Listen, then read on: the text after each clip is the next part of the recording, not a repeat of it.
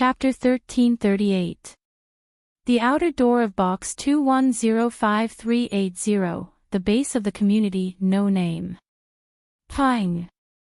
Following the sound of a muffled explosion, in an open space some distance away from the no-name library, a burst of thick sand and dust rose into the air, floating towards the gradually darkening sky. A gentle breeze blew past, gradually carrying away the thick sand and dust that rose into the air, leaving a crater that looked like it was hit by a meteorite. And in the middle of this crater, Noah maintained his posture of punching the ground, slowly straightening his body. With slow movements, he slightly opened and closed his hands, feeling the strength flowing through his body. Noah nodded with great satisfaction. With my current physical ability, I reckon that I can easily suppress Hercules in the form of a servant, right? His ability value rose to LV. After reaching 5, Noah's strength, durability, dexterity, agility, and magic, a total of 5 basic abilities, had a qualitative leap. In the past, Noah had estimated that if his ability value rose to LV, level 5, then he would be able to match Hercules in the form of a servant. Now it seems that at that time, Noah had somewhat underestimated himself. With Noah's current physical ability, not to mention matching Hercules, even suppressing him would be a piece of cake. If now, Noah and Hercules were to use their full strength to punch each other, then, the result would definitely be that Noah would not move an inch, and Hercules would be directly sent flying like a cannonball, right? This was also a matter of course.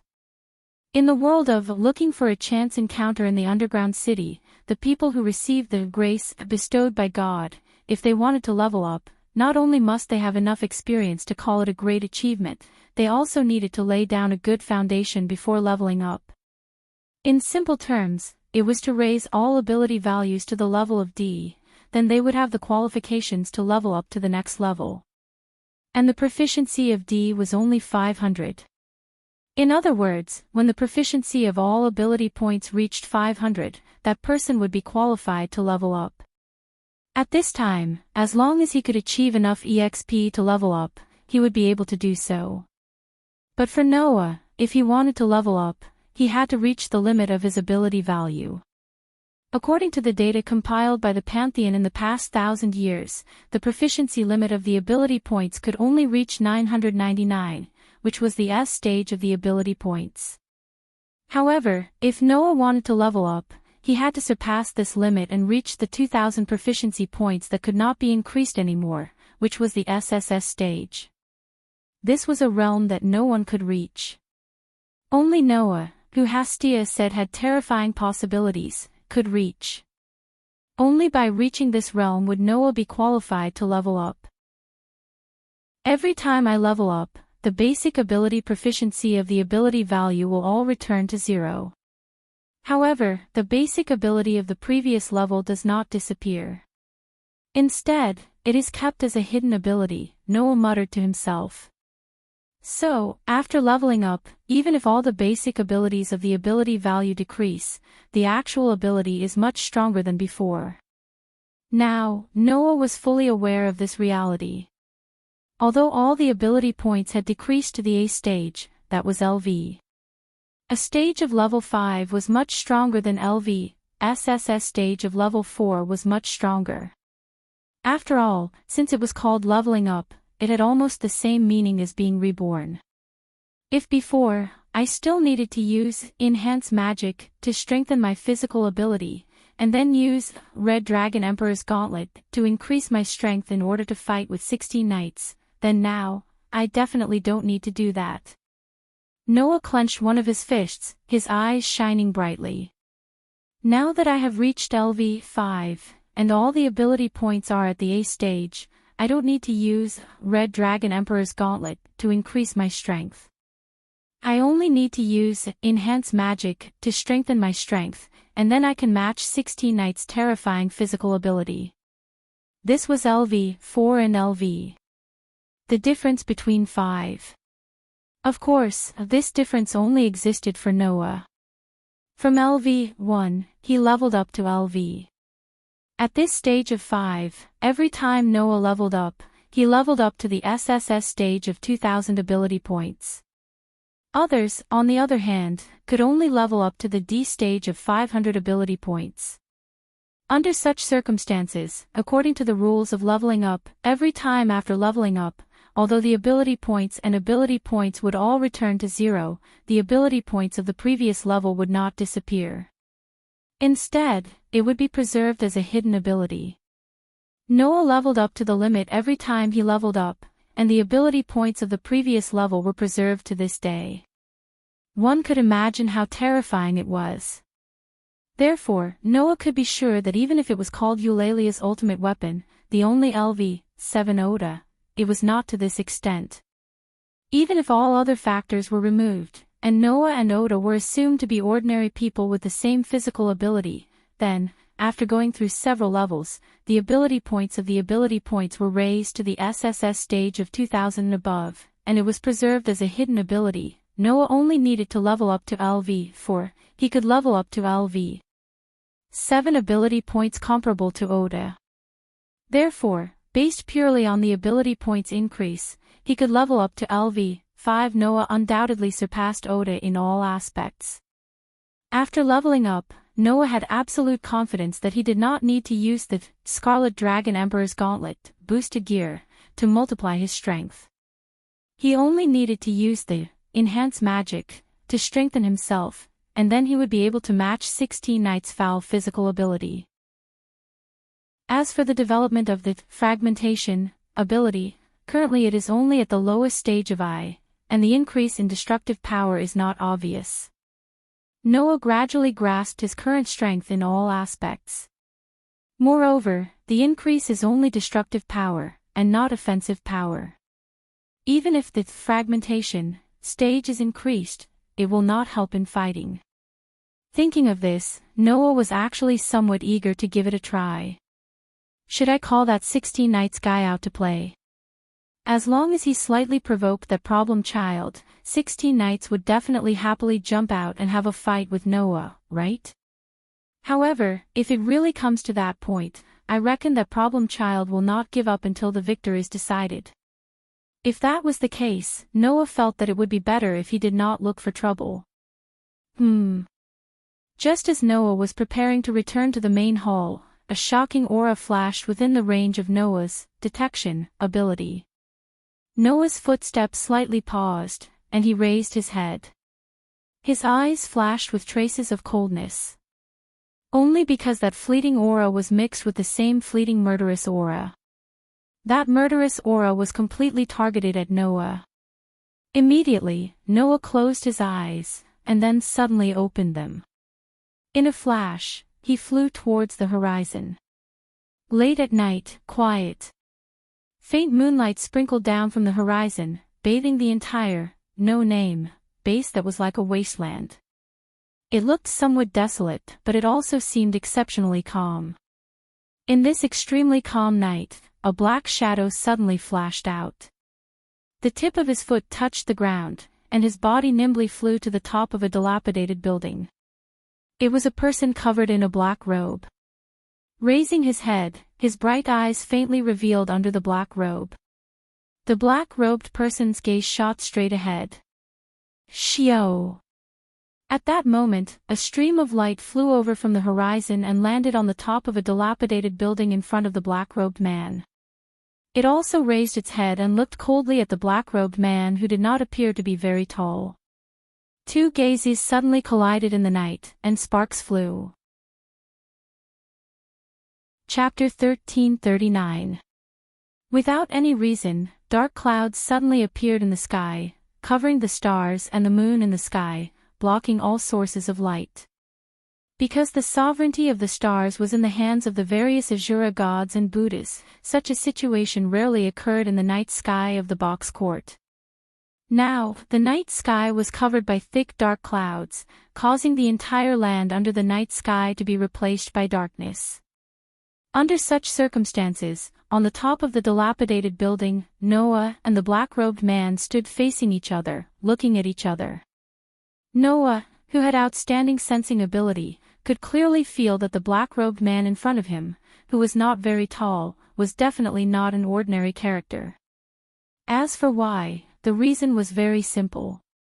If he was just an ordinary character, then he definitely would not have such a strong sense of presence. That kind of sense of presence, as if he was destined to rule the world, anyone who felt it would feel that the other party was not a simple character. And such an existence suddenly appeared in the base of No Name, and once released a targeted killing intent towards Noah. How could Noah not be serious? Of course, Noah did not know. Just like how Noah could clearly feel that the black-robed man in front of him was not simple, the other party also intuitively felt that Noah was not simple. No. Rather than saying that he was not simple, it would be better to say that he was extremely terrifying. Because, in the black-robed man's perception, Noah did not have his strange sense of presence, nor did he have anything special. It was as if he had integrated into the whole world, and felt that it was so natural. That posture only gave the black-robed man a feeling.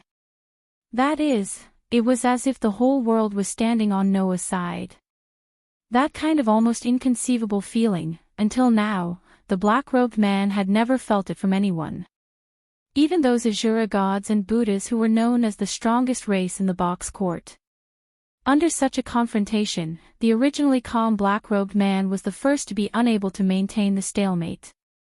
You are the human who defeated the Black Death Spot Demon King, right? Human. Noah narrowed his eyes and said with a smile that was not a smile. In other words, you're not human, right? Who knows? Even I don't know what I am. The black-robed man said in a tone that sounded perfunctory but also serious. Compared to that, I'm actually more interested in knowing whether or not you're a threat to us. Oh. Noah said faintly. What if he does? The black-robed man's face, which was covered by the hood, slightly raised the corners of his mouth into a dangerous arc. Then I'll kill you. At this moment, the murderous aura that had been directed at Noah not long ago expanded from the black-robed man's body. The invisible murderous aura transformed into visible airwaves, blowing around like a gale. Then, like waves, it spread in all directions, causing Noah's robes to flutter. Noah's expression did not change in the slightest as he stood amidst the wave of killing intent. He cast his gaze towards the black-robed person and suddenly smiled. You. That's right. The black-robed man smiled as well. Just me. As soon as he finished speaking, the dilapidated building under the black-robed man's feet cracked open. With a loud muffled explosion, the building under the black-robed man's feet directly cracked open, causing a shock wave. That was because the black-robed man had used an extremely powerful force to charge forward, causing a reaction force that was caused by the reaction force. As a result, the black-robed man's figure turned into a swift and violent cannonball, rubbing against the atmosphere. With a sharp piercing sound, he violently shot in the direction of Noah. That speed was almost comparable to the speed of the third universe. The distance between Noah and the black-robed man was less than 100 meters. With such a terrifying speed, the black-robed man would need less than a blink of an eye to fly in front of Noah. However, at the same time that the black-robed man turned into a cannonball and shot towards Noah, a wave-like golden ripple fluctuated out from Noah's surroundings and surrounded Noah. At this moment, the black-robed man who had turned into a swift and violent cannonball just happened to flash in front of Noah and was also surrounded by the wave-like golden ripples. The black-robed man immediately became vigilant. Without any hesitation, he stomped on the ground and quickly retreated. It was also at this moment that silver chains with resplendent golden light burst out from the wave-like golden ripples and crisscrossed the space around Noah. Just now, if the black-robed man did not choose to retreat, then he would have been bound by the heaven lock, Enkidu. However, Noah was not the kind of person who would passively endure the attacks of others. Looking at the black-robed man who did not hesitate to retreat, Noah's eyes flashed and he raised a hand. In the next moment, the wave-like golden ripples once again fluctuated in the space around Noah. Inside, a variety of treasured tools such as sabers, swords, spears, halberds, and so on came out. They trembled and transformed into an aurora. It seemed as if a streak of resplendent golden streamer had blotted out the sky, and violently shot towards the direction of the black-robed man. However, in the next moment, Noah was finally shocked. Clang, clang, clang, clang, clang. Along with the crisp sound of steel colliding with steel, the treasures turned into streaks of light one by one. The treasures that had left behind glorious achievements and great reputations in various myths and legends were all bounced off one by one. Of course, if the black-robed man had used his fists or other methods to deflect the rain of relic like 16 nights in reverse, Noah would not have been so surprised. There was only one reason why Noah was shocked. That was, the precious artifacts that could pierce through any living being were all repelled by the black-robed man as if they had collided with steel when the black-robed man didn't dodge at all. Yes. They were not blocked, but when they landed on the black-robed man's body, they were bounced off. It was not that Noah had not seen the same situation before. In the past, during the Holy Grail War in the Planet of the Moon, Gilgamesh and Hercules' battle had also shown the same scene. This was because Hercules' treasures were able to nullify any attacks below grade A. When Gilgamesh used treasures below grade A to attack, they were all bounced off by Hercules' body. Now, the black-robed man was in the same situation. He did not dodge, nor did he dodge.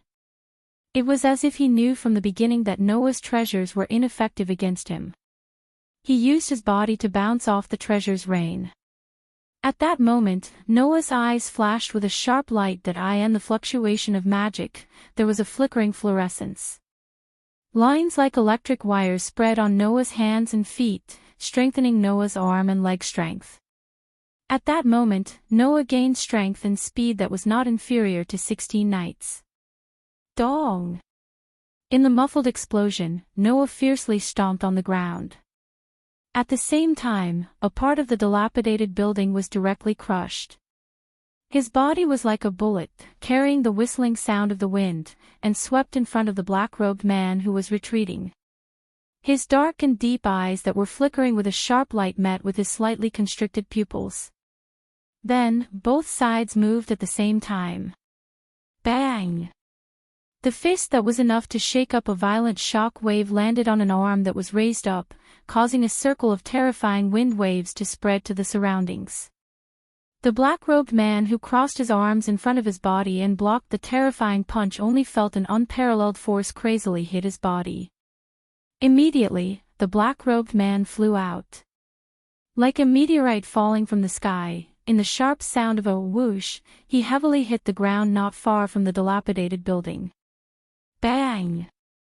Along with the loud roar, the black-robed man directly smashed the ground, causing the ground to sink, creating a deep pit with a diameter of more than 100 meters. Needless to say, Noah was quite lucky. Why? Because, just today, he had just leveled up and allowed his strength to take a step forward. Someone sent himself to be Noah's sandbag, helping Noah to test his strength. Could it be that this was not considered lucky? Chapter 1340. Rumble. The dilapidated building collapsed with a loud bang, raising a thick cloud of sand and dust. It was completely turned into ruins. The reason why it collapsed was because of the two attacks from Noah and the black-robed man, which caused the building itself to crack. It was only 2 attacks, but the building directly collapsed. Although part of the reason was that the building was already quite dilapidated, the main reason was that the impact caused by the 2 charges of Noah and the black-robed man caused the building itself to collapse. After passing through LV, Noah was at level 5, and his all-ability value was at the A stage. After being strengthened by enhanced magic, it was not surprising that Noah could achieve this result. However, the black-robed man who came out of nowhere also had such a terrifying physical ability, which was really surprising.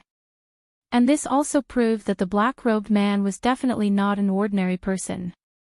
Or rather, to be able to use his body to directly bounce off a noble artifact, it was enough to prove that the black-robed man was not an ordinary person. Landing in front of the huge hole, Noah waved his hand, raising a gust of wind, which blew away all the sand and dust from the hole, revealing the situation inside.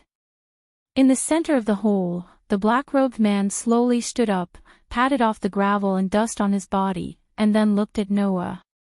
Although there was no way to see the face covered by the black hood, Noah could feel it. The other party's gaze on him had already changed. To be able to suppress me like this, I didn't think that there would be such a talent in no name. The black-robed man muttered as if talking to himself. In the beginning, I heard that there was a member in this community who had thousands of divine deity-grade weapons that defeated the demon star spirit. I didn't really believe it, until the news of a Black Death Spot Demon King being defeated by the same person reached my ears. Then I thought of meeting this person a little bit, to see the truth. The weapons that were shot at me just now did indeed have the aura of a divine deity. The black-robed man laughed and shrugged. It seems that I have no choice but to believe you. Does it matter to you whether I believe it or not? Noah looked directly at the black-robed man. In any case, as long as it's a weapon, it's useless against you, right? Oh. The black-robed man was surprised.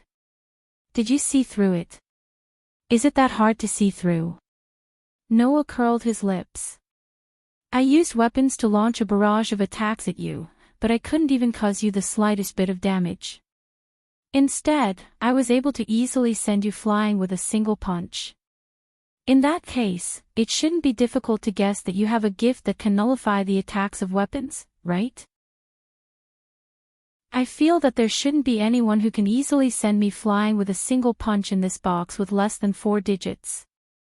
The black-robed man said, but he didn't hide the fact that he agreed with Noah's reasoning.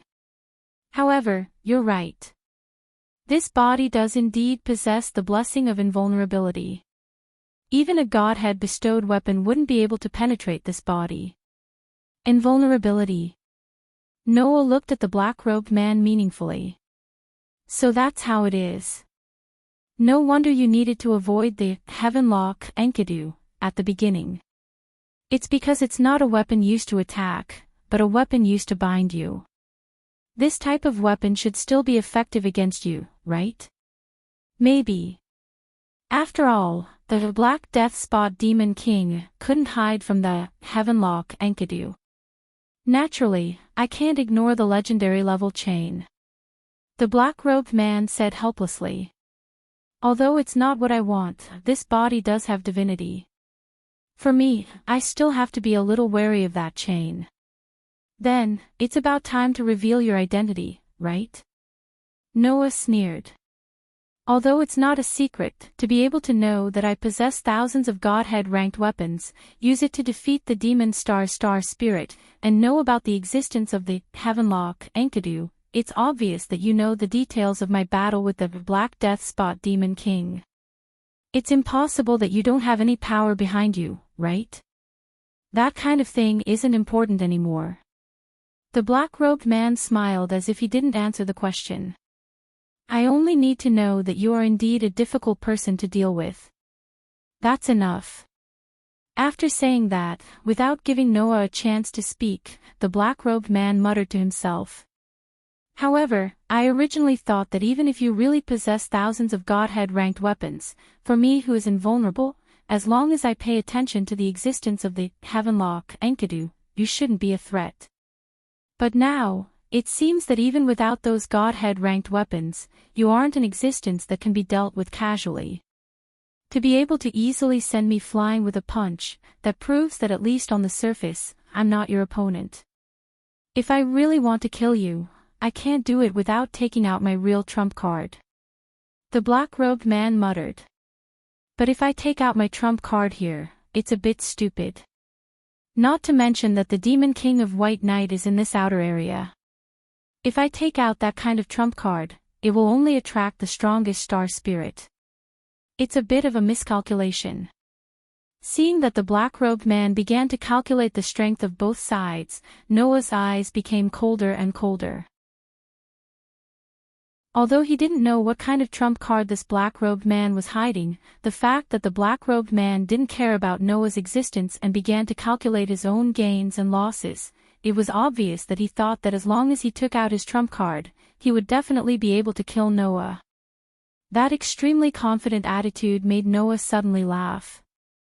"I see, you can't take out your trump card."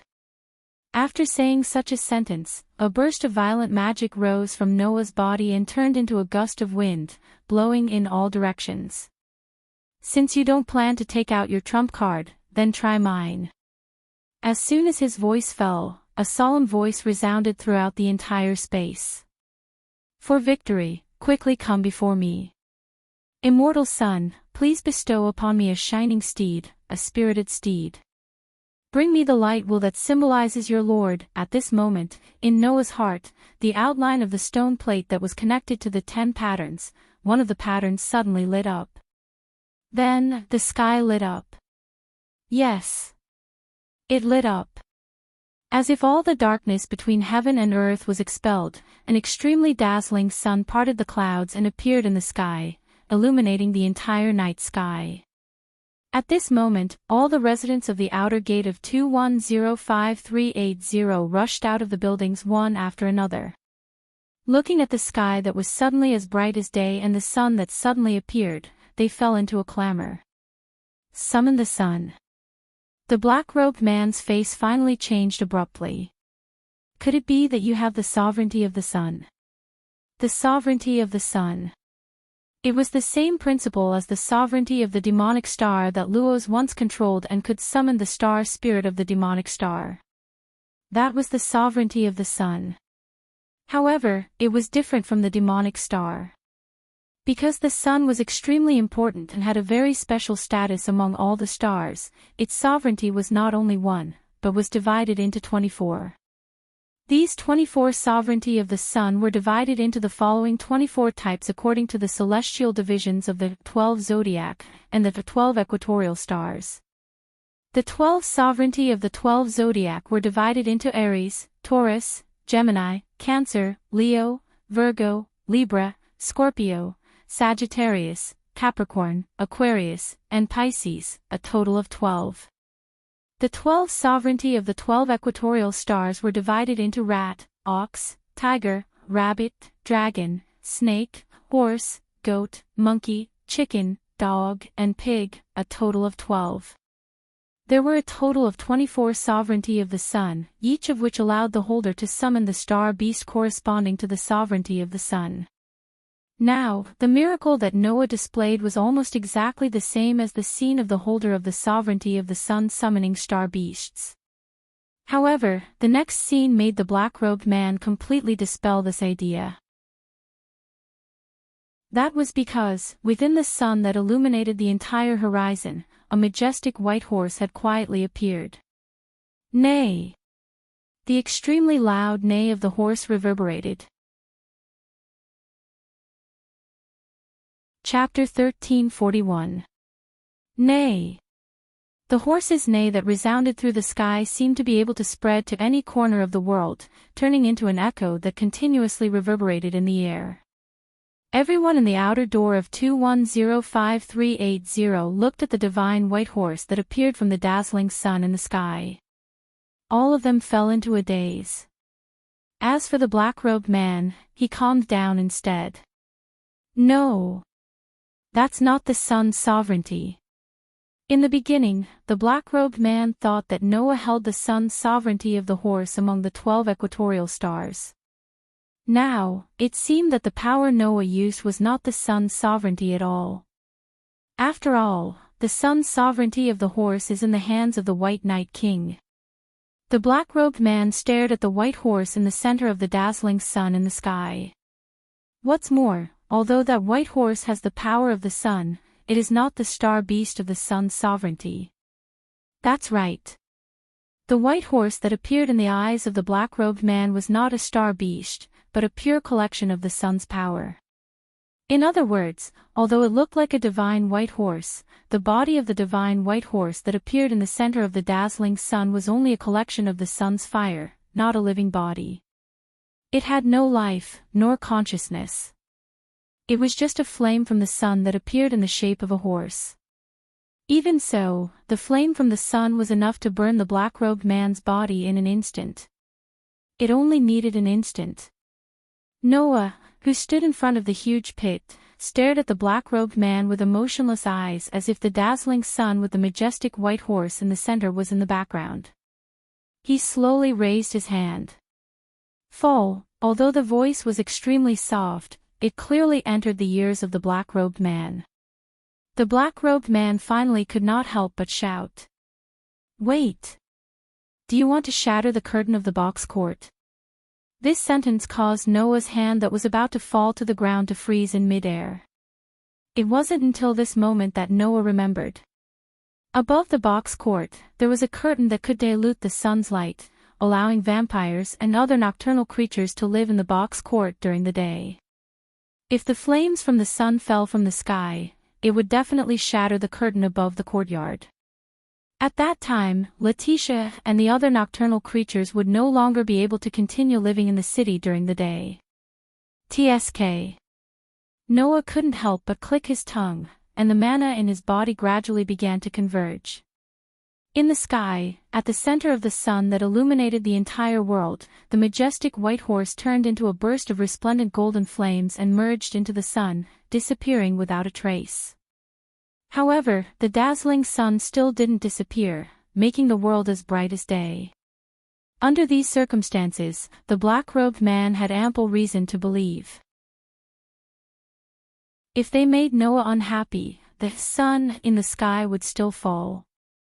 We really miscalculated, the black-robed man said in a low voice, feeling heavy from the bottom of his heart. Other than the thousands of Godhead bestowment weapons, this guy can also use the power of the sun. It was just like what Noah felt. Before this, the black-robed man had never thought that he would lose to Noah.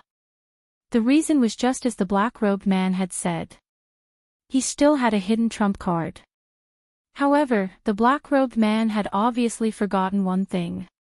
In this world, he wasn't the only one who could hide his strength. If he could have a trump card, others could also have a trump card. Even this white horse incarnation that showed the power of the sun was only a part of Noah's trump card. Make your choice. Noah coldly looked at the black-robed man. Are you going to take off the black robe yourself? Or am I going to take off that eyesore of a black robe? Hearing this, the black-robed man was silent for a moment, and then suddenly smiled. What? Do you really want to know my true identity? Saying such a sentence, the black-robed man opened his hand and declared. But, don't worry, now is not the time to let you know. Since you have such power, we will meet sooner or later, even if you and I don't want to, it will be the same. After saying this, the black-robed man clapped his hands. At this moment, a figure suddenly appeared beside the black-robed man. It was also a black-robed man. Seeing this, Noah's eyes suddenly narrowed. Before this, Noah did not notice any signs of someone approaching. Under such circumstances, the black-robed man who suddenly appeared beside the black-robed man, who was shorter than the former, spoke with a playful and dissatisfied voice.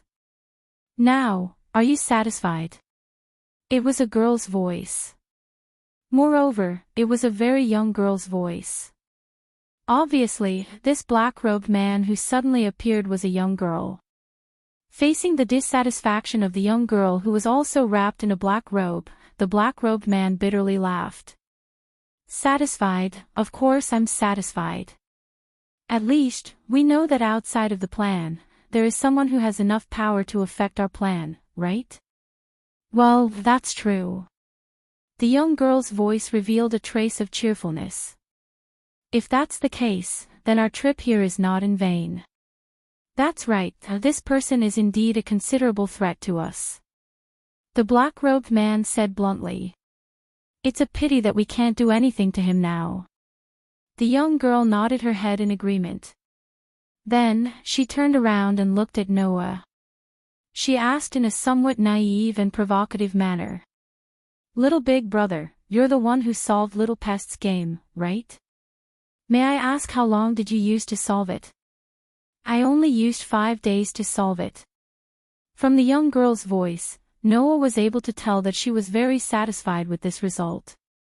Unfortunately, the young girl asked the wrong person. 5 days. Noah said indifferently. "I used 5 hours. The young girl was immediately speechless. "Ha ha ha ha." The black-robed man immediately laughed loudly. "It would appear that it is not only strength. This time, even the opponent's intelligence is extraordinary." "Humph." The young girl glared at Noah in an unconvinced manner. "So what? The real battle has only just begun." After saying those words, the young girl placed her hand on the black-robed man's shoulder. The black-robed man stared closely at Noah, as if he was trying to remember Noah's appearance. He left behind such a sentence. "We will meet again sooner or later. You are an existence outside of the plan." After leaving behind such a sentence, the two black-robed men disappeared from their original positions at the same time. The entire place suddenly became silent. Looking at the place where the two black-robed men disappeared from, Noah did not speak for a long time. Only after a long while did he mutter. "Is it the gift of space jumping? How interesting." Following Noah's mutter, the sun in the sky slowly retracted its dazzling light and gradually disappeared, allowing darkness to once again descend upon the earth. The daytime sky returned to its nighttime state. However, the thick layer of dark clouds also disappeared. Then, Noah heard it. All sorts of footsteps could be heard approaching them. In the No Name Library's chat room, Bayasha glared at Noah with an unhappy expression. "What is going on?" It was not just Bayasha. 16 Nights Reversal, Joyuen Flying Bird, Haruhito Masaaki, Black Rabbit, Letitia, Ren, and even Lily were all present. At the same time, they cast their gazes on Noah, their eyes full of questions. In this regard, Noah just said with an innocent expression. "What do you mean, what is going on? Are you still trying to pretend?" Bayasha's expression became more and more unhappy. "That sun was your doing, right?" "The sun?" Noah scratched his cheek and laughed. "Why are you so sure that I was the one who did it?" "Nonsense, in this 2105380 outer gate, I can't think of anyone else who can use such a powerful sun's power other than you." Bayasha frowned. "So, don't tell me it wasn't you." "Thanks to you, in order to appease those frightened residents, I took the blame. Wasn't that right?" In order to reassure the residents of the outer gate, Bayasha took the blame for the sun appearing at night to himself. After all, Bayasha was the star spirit of the sun. For Bayasha to be the scapegoat, it was the most suitable choice. Of course, if one were to say that they were not happy, there would definitely be some. Chapter 1342. Knowing that White Yiksha had taken the blame for him, Noah was startled at first, then he didn't know whether to laugh or cry. However, that was something that couldn't be helped. Undoubtedly, 1 second ago, it was still the middle of the night, and the next second, the entire sky was bright. It was as if after midnight, not only was the sky not dark, but it suddenly became as bright as noon. No matter who it was, they would feel panic. And this kind of panic was even greater in the courtyard with all kinds of asuras. After all, no one knew if an existence like the sun god suddenly went crazy and wanted to burn the entire outer sect of 2105380 with the flames from the sun. And if a demon king who controlled the power of the sun suddenly attacked, it would be even worse. Therefore, when Noah used the incarnation of the white horse to turn the entire night into day, the panic caused in that instant almost caused the residents of the outer sect of 2105380 to flee in panic. If White Yiksha hadn't appeared in time to suppress the panic and take the blame for it, the outer sect area would have been in chaos. In this regard, Noah could only frankly surrender. Sorry. Because I was looked down on, I got too excited and accidentally went overboard. In fact, after the incident, Noah was more or less afraid. If the black-robed man hadn't blurted out a reminder to protect himself, Noah might have really used the white horse to break the curtain above the courtyard and cause a huge disaster. Don't forget, Noah's authority was fused with the limit ability. When not used, he could enter a state of self-enhancement. And when he used it, because the God Slayer had the characteristic of becoming stronger the more he fought, Noah's authority could also become stronger in battle. In other words, whether Noah used his authority or not, his authority could continue to become stronger. However, compared to the self-enhancement when not used, Noah's authority would increase faster in battle. Therefore, Noah hoped that Gaia and Alea would choose a higher-level world for him so that he could throw himself into a battle where he could use his authority and quickly increase the power of his authority. Unfortunately, it had only been a month since he came to the courtyard. Other than White Yiksha, Noah hadn't met an opponent who was worthy of him using his authority as his trump card. Even so, Noah's authority was still growing stronger. Under such circumstances, it had been about a year since Noah obtained authority in the world of the God Slayer. After such a long period of continuous strengthening, Noah's authority was much stronger than when he first obtained it. If that was the case, if he had really used the incarnation of the white horse to attack the black-robed man, not only the curtains of Hecate, even the base of No Name would have been burnt to a crisp, right? This was also under the condition that Noah didn't use divine power that could greatly increase the power of authority, but only magic power. One could imagine what kind of disaster it would be for the outer gate of 2105380 if Noah really lost his mind in anger. In the world of the God Slayer, the reason why the relevant people in the magic world were so afraid of the God Slayer and worshipped him as the Demon King was because they were worried that once he was in a bad mood, he would casually vent his anger and cause a great disaster.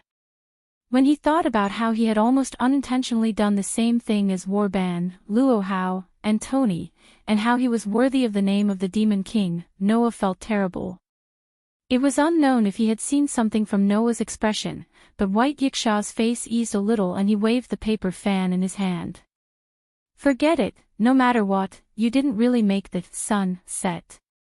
Otherwise, if the outer gate area of the East District that I am in charge of was burned to ashes under the power of the sun, then no matter if it was the ruler of the East District or the star spirit of the sun, I would lose all my face, right? How about you have a little self-control? Little brother. 16 Nights Reversal also interrupted. Moreover, it's fine to make the sun set, but why didn't you ask me to do such a fun thing? Jiyuyu and Hiroi Buyao said at the same time. That's right. That's right. You guys. It was unknown when Black Rabbit had a paper fan in his hand, but with 3 crisp sounds, he slapped 16 Nights Reversal, Jiyuyu, and Hiroi Buyao on the heads of the 3 problem children.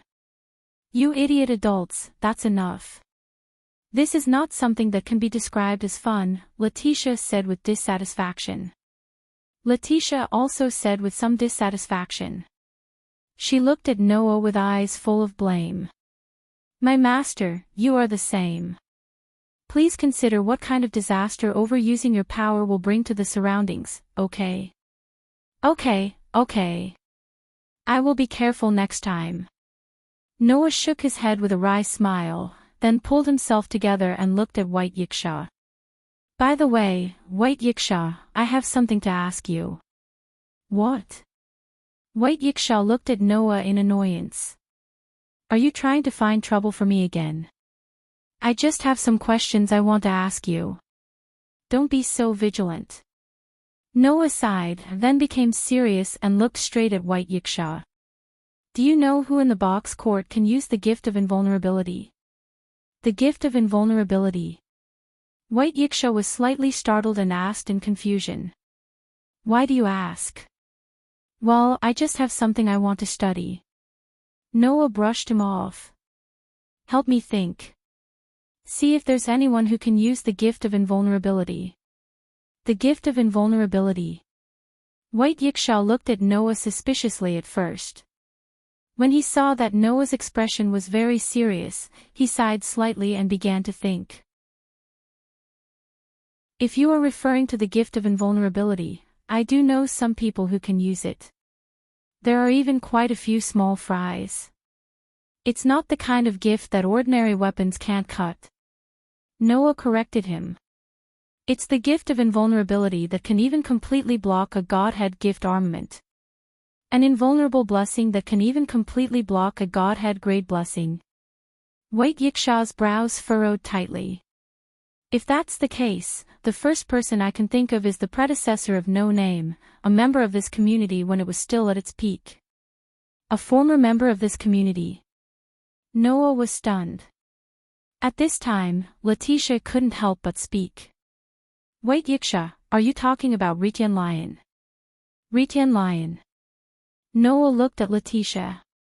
Letitia, is the Retian Lion you speak of the person who has the gift of invulnerability?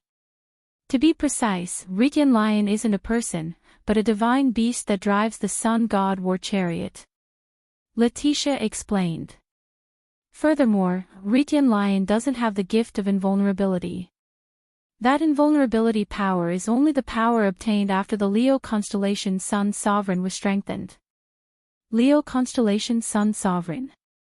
Noah was finally shocked. In other words, this community used to have a member who had the Sun Sovereign. Yes, Master Noah. Letitia nodded, then bit her lip. However, in the attack of the Demon King 3 years ago, the Retian Lion who had the Leo constellation Sun Sovereign should have been captured by the enemy Demon King like me. The Leo constellation Sun Sovereign should have fallen into the hands of the enemy, right? If it's the Retian Lion who has the Leo constellation Sun Sovereign and has been strengthened by the Sun Sovereign, then even a Godhead gift armament can be repelled, right? White Yiksha said with a sigh.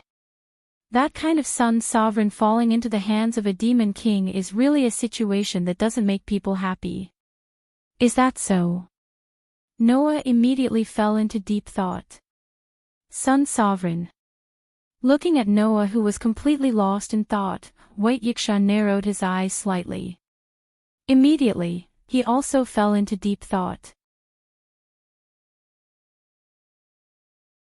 Chapter 1343.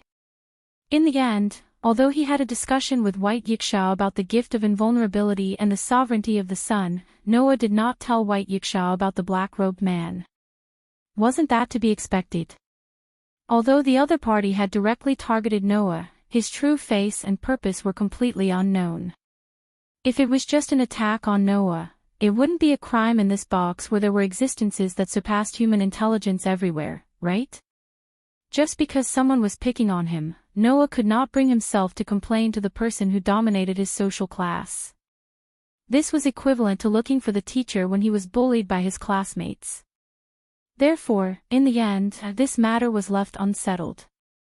Regarding this, although White Yiksha couldn't let it go, he couldn't continue to question him and could only leave helplessly.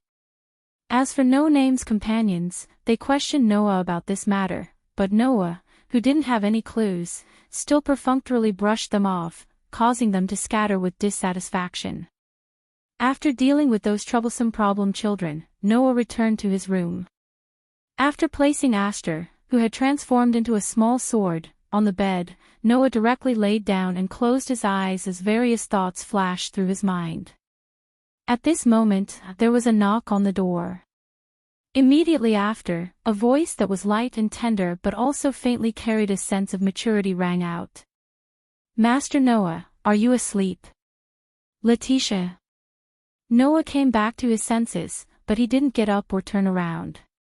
He maintained the appearance of closing his eyes and pretending to be asleep as he spoke leisurely. Come in. As soon as he finished speaking, the door to Noah's room was directly opened. Letitia, who was wearing a cute and petite maid uniform, walked in from outside the door. As Noah's personal maid, Letitia usually entered Noah's room.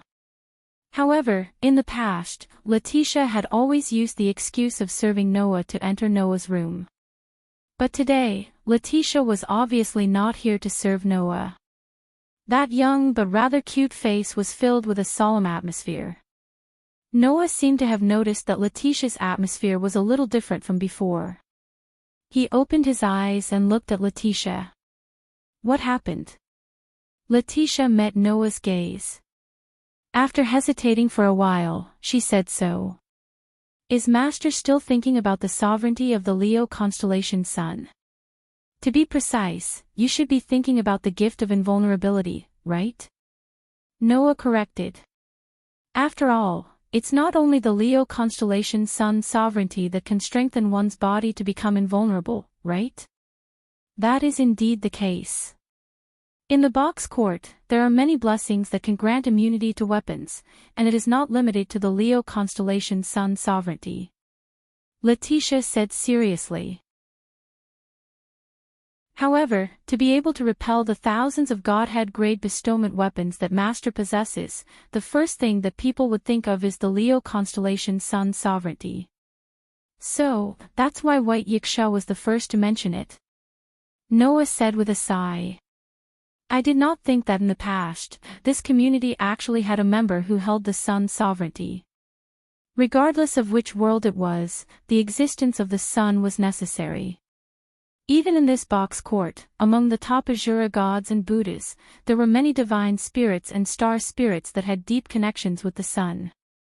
There were even many pure-blooded dragon species and the 3 strongest races. Under such circumstances, the sun sovereignty that represented the most Asura gods and Buddhas with the most important position would be divided into 24 portions. And Noah had heard that even as the astral spirit of the sun, the demon king who once represented the Seism to dominate all the universes and became the center of all cosmology, White Yiksha only held sovereignty over 14 of the suns. As for the other 10 sun sovereigns, 6 of them were held by someone who similarly had the deepest connection to the sun. She was a 3-digit number, but was an exceptional existence, able to stand on equal footing with the White Yiksha, someone who was respectfully called a queen by others. In other words, there were only 4 sun sovereignty left for the world to fight over. In this world where gods and Buddhas walked everywhere and divine beasts were as numerous as dogs, to be able to stand out and hold one of the remaining 4 sun sovereignty, one could imagine how difficult it was to think about it. No name actually had such an existence in its heyday. Should it be said that it was truly worthy of being the largest community in the East District in the past? However, Letitia was silent for a while. After a while, she suddenly spoke. Master, you're wrong. Noah was instantly stunned. Under Noah's stunned expression, Letitia spoke faintly. In this community, there was more than one member who held the sun sovereignty. As the former leader of the Box Court Knights, I also held the sun sovereignty. W.H. What? Noah stood up abruptly and looked at Letitia in surprise. You also have the sun sovereignty? Yes. Letitia looked at Noah. Master should have more or less heard about me, right? Noah nodded. Letitia de Cray. This was Letitia's full name. As mentioned before, Letitia was a purebred vampire. Not only did she have godhood, but she also once wreaked havoc in the Box Court as the Demon King before finally becoming a member of this community. Before Letitia became the Demon King, she had a reputation that was even wider than the Demon King. In the Box Court, vampires were called the Box Court Knights. In order to protect the only Box Court city that could move under the sun, they had always played the role of the guardians of order. At that time, the hierarchy system had not yet appeared. Therefore, the people who maintained the order and security of the Box Court were the vampires called the Box Court Knights. Letitia was the rightful heir to the throne of this race. At that time, it was me who led the Hakata Knights to protect this Hakata city. Later on, we established a hierarchy system to protect the lower class. Letitia narrated with a tranquil expression. Therefore, very few people know that in fact, when there is only one person left to protect the lower levels of order, that person will be given a temporary 4-digit position and one of the Sun Sovereigns, becoming the full hierarchy ruler.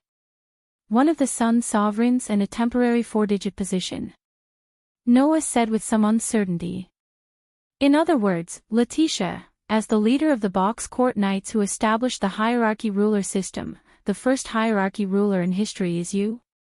Similarly, under such circumstances, I also became the first full hierarchy ruler in history.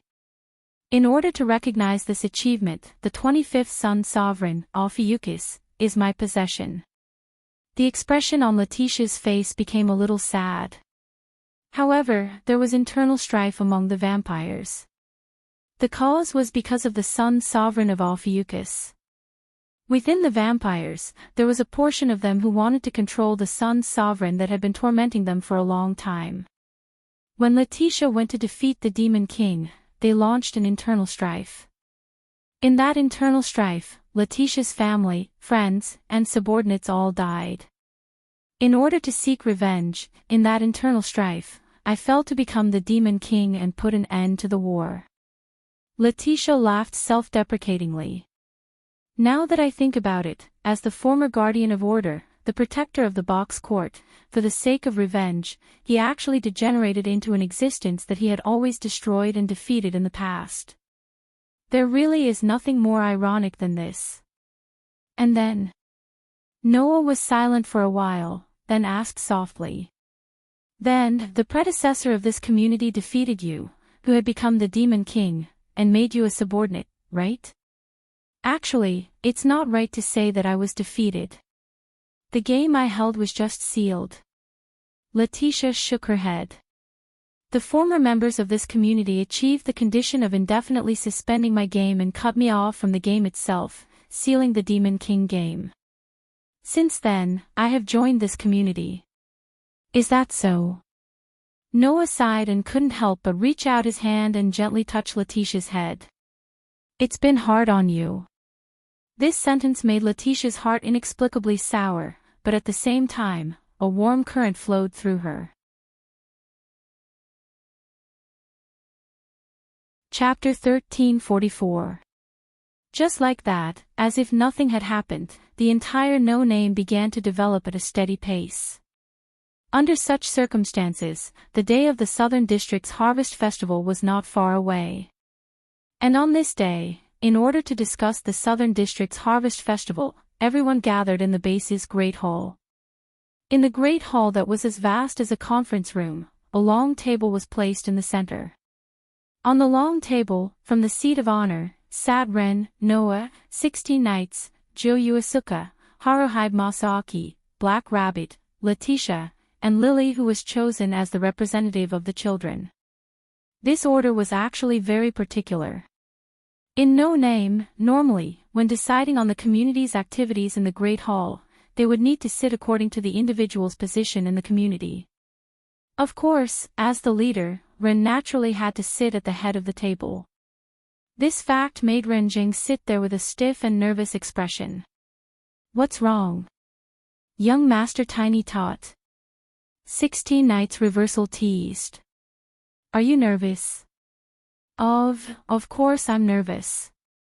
Ren couldn't hide his emotions as he spoke in a low voice.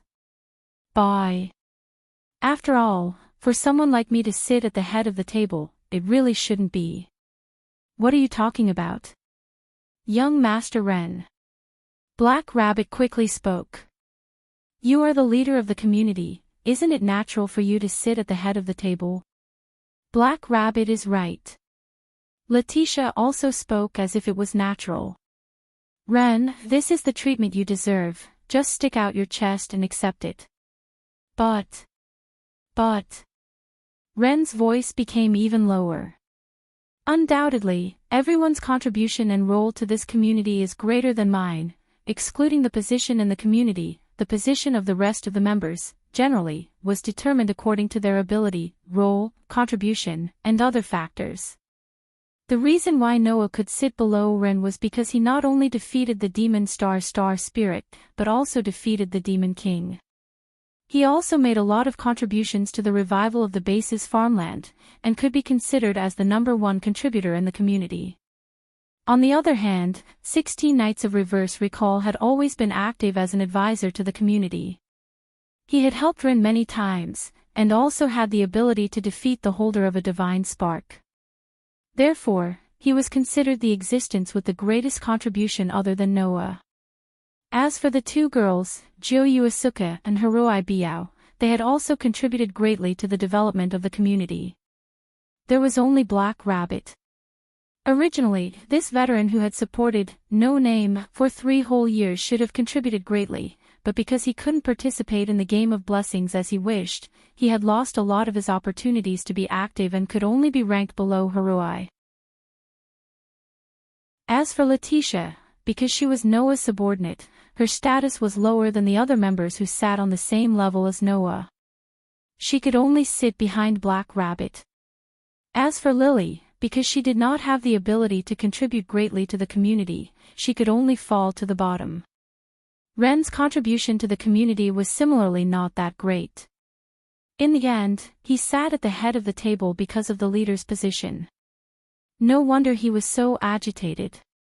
Alright, the scale of our community is still not very big, so it's not the time to start thinking about status. Noah patted Ren's shoulder. So, this matter, we will discuss it later. Let's talk about the important matters first. That's true. Ren took a deep breath and calmed himself down. Then, he looked at Lily. Well then, Lily, can I trouble you to report the situation of the revival of the farming area? Yes. Lily's expression brightened. Thanks to Mel and Dion developing the land every day, and with the support of Lord Noah's tools, 1/4 of the soil in the farming area is already usable. Because of the lack of manpower that Lord Noah mentioned, if the fields are not taken care of properly, it may lead to a wasteland, so we have been slowing down recently. It is estimated that we will stop in the near future. We will continue when the number of members increases. The pointy-hat goblin with the spirit of pioneering and achievements, Mel. The permanently moving iron doll made with divine precious iron, Dion. With the help of the goblins who could be of great help in the recovery of the land, as well as the marionettes who could work without rest or fatigue, and with the tools provided by Noah, the recovery of the land in No Name base was quite fast. The reason why Jiao Fei was able to sit below Noah and 16 Knights in Reverse was because of the help she provided, namely Dion and Mel, who had contributed greatly to the revival of the farming area. Is that so? Both Mir and Dean are working hard. Jiao Fei now said with relief and happiness. When we go back, we should give them some rewards. The farming area has been revived so well. Haruhibu Yori muttered to himself. He seemed to have thought of something and looked at Ren. Then, what we lack now is suitable seedlings for planting in the farming area and animals for grazing, right? That's right. Coincidentally, the Southern District's Harvest Festival is almost here. During the Harvest Festival, there will definitely be a reward game with a large number of crops and animals as prizes. This is a good opportunity. Ren was getting more and more engrossed. So, regarding the Harvest Festival, there is a problem that needs to be decided first. Hearing this, everyone understood. The main point was here. As expected, Ren raised such a problem. This time, the Southern District's Harvest Festival is scheduled to be held for about 20 days. Including the Eve Festival, that would be 25 days, which is almost a month's time. A game of this scale is not common. If possible, I believe that we should participate in the whole process. However, it is not good for the main force of the community to leave the base for such a long time. So, we need to decide who will stay behind. As soon as he finished speaking, 16 Knights in Reverse, Jiao Fei, and Haruhibu Yori all spoke at the same time. I refuse. Ren suddenly choked and swallowed the words that were about to come out of his mouth. Black Rabbit and Lily also had a stiff expression. For a moment, they did not know what to do. Only Letitia, who raised her eyebrows, said, "Everyone, our community is currently beginning to accumulate strength. So, in terms of defense, we need to strengthen and strengthen. It is not impossible for the low-level Tiger Man to come to the base and kidnap children. Not to mention, we have defeated the Demon King, and our reputation is gradually spreading. It will definitely attract many people's attention. Can't we reconsider? It's not that we don't understand." 16 Knights in Reverse crossed his arms in front of him. "But, the people who stay behind are not all of them, right?" "That's right." Jiao Fei Niao agreed. "Since it's not all of them, it means that there is a choice, right? Compared to staying behind, the Harvest Festival is obviously more interesting." Haruhibu Yaori said directly. "So, I don't want to stay." This time, Letitia did not know what to say. Seeing the situation suddenly become a complete deadlock because of the three problem children's way of doing things, Noah bitterly smiled and raised his hand. "If that's the case, then let me stay behind." Ren, Black Rabbit, and Lily's eyes lit up. As expected of the little bro, you gave up such a fun harvest festival and chose to stay behind to silently contribute to the community. 16 Knights in Reverse was so happy that he clapped his hands. "To be honest, you are definitely the first person I admire. Please accept 16 Knights' sincere gratitude." Jiao Fei Niao and Haruhibu Yaori also nodded. "As expected of Noah, you're so sensible. You guys have already given me enough." Noah's mouth twitched. "You guys just want to have fun, and me staying behind means that you guys can have fun. That's why you guys are so happy. You don't have to flatter me. Well, after all, we are not like little bro. Even if we choose to stay behind, there are still blonde and silver-haired lowly maids to play with." 16 Knights in Reverse said with a smile. "Also, the spotted lowly you ordered should be arriving soon, right?" After 16 Knights in Reverse said this, Black Rabbit seemed to have remembered something important and hurriedly said to Noah. "Right. Right, Noah-san, Lord White Yiksha did send a message saying that the reward from last time has been prepared, and that you can go and get it at any time." Hearing this, Noah's eyes lit up and he smiled. Chapter 1345. The Outer Gate of Boxing, 2105380, Thousand Eyes, S Branch. After Noah came out of No Name with Letitia, he went straight here. It was not that Noah was in a hurry. It was just that the other members of No Name were already preparing to head to the South District. There was only a group of weak children left in the entire base. Therefore, as the only member left in the base, Noah could not leave when the other members were not around. Otherwise, there would not be much meaning in staying behind. Thinking of this, Noah wanted to bring the spotted lowly home as soon as possible. With Letitia and Pest's help, he would not be bored even if he stayed behind, right? In addition, there was also Aster. Noah wanted to let the three Lolas take care of the group of naughty children in the base. Under such circumstances, Noah pushed open the door of the branch and walked in. Under the greeting of the staff, he directly rushed to where White Yiksha was. "You're finally here." In the room that looked like a dorm, White Yiksha held a fan in one hand and welcomed Noah with a smile on his face. Looking at the enthusiastic White Yiksha, Noah and Letitia looked at each other. "Is it just my imagination?" Letitia asked with uncertainty. "White Yiksha, you seem to be in a good mood." "Well, I really enjoyed it."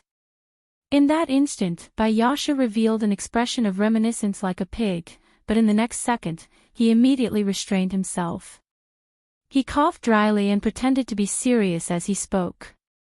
"That's just a small matter. What's important is your matter." After saying that, White Yiksha raised his hand to the staff at the side. The staff immediately understood and went forward. In the hands of the staff was a small box with an open lid. In the small box, there was a ring.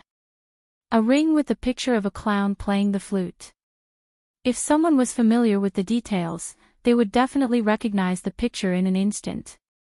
That was the flag of the community known as Grim Grimoire Hamon. That was the flag of the community led by the 5-digit Demon King Pest, known as the Black Death Spot Demon King, or Black Death Spot Reaper. Taking a closer look, this ring with the engraved Grim Grimoire Hamon flag was different from ordinary rings. Not only was it transparent like crystal, but it also flashed with a glass-like luster. It was quite beautiful. This ring is an item created by condensing more than 130 pieces of Hamel's grimoire. As a medium for Black Death Spot Demon King, there is nothing more suitable than this ring. White Yiksha looked at Noah and said with some surprise. I originally thought you were planning to let Rin use this ring, but in the end, you're the one using it yourself. Why is Rin the one to use it? Noah was slightly stunned and asked in confusion. With his ability, he shouldn't be able to fully utilize the power of Black Death Spot, right? Hearing this, White Yiksha was stunned and said in surprise. Don't you know that Ren has the gift of being able to completely control the power of the target regardless of the level of the spiritual lattice? What?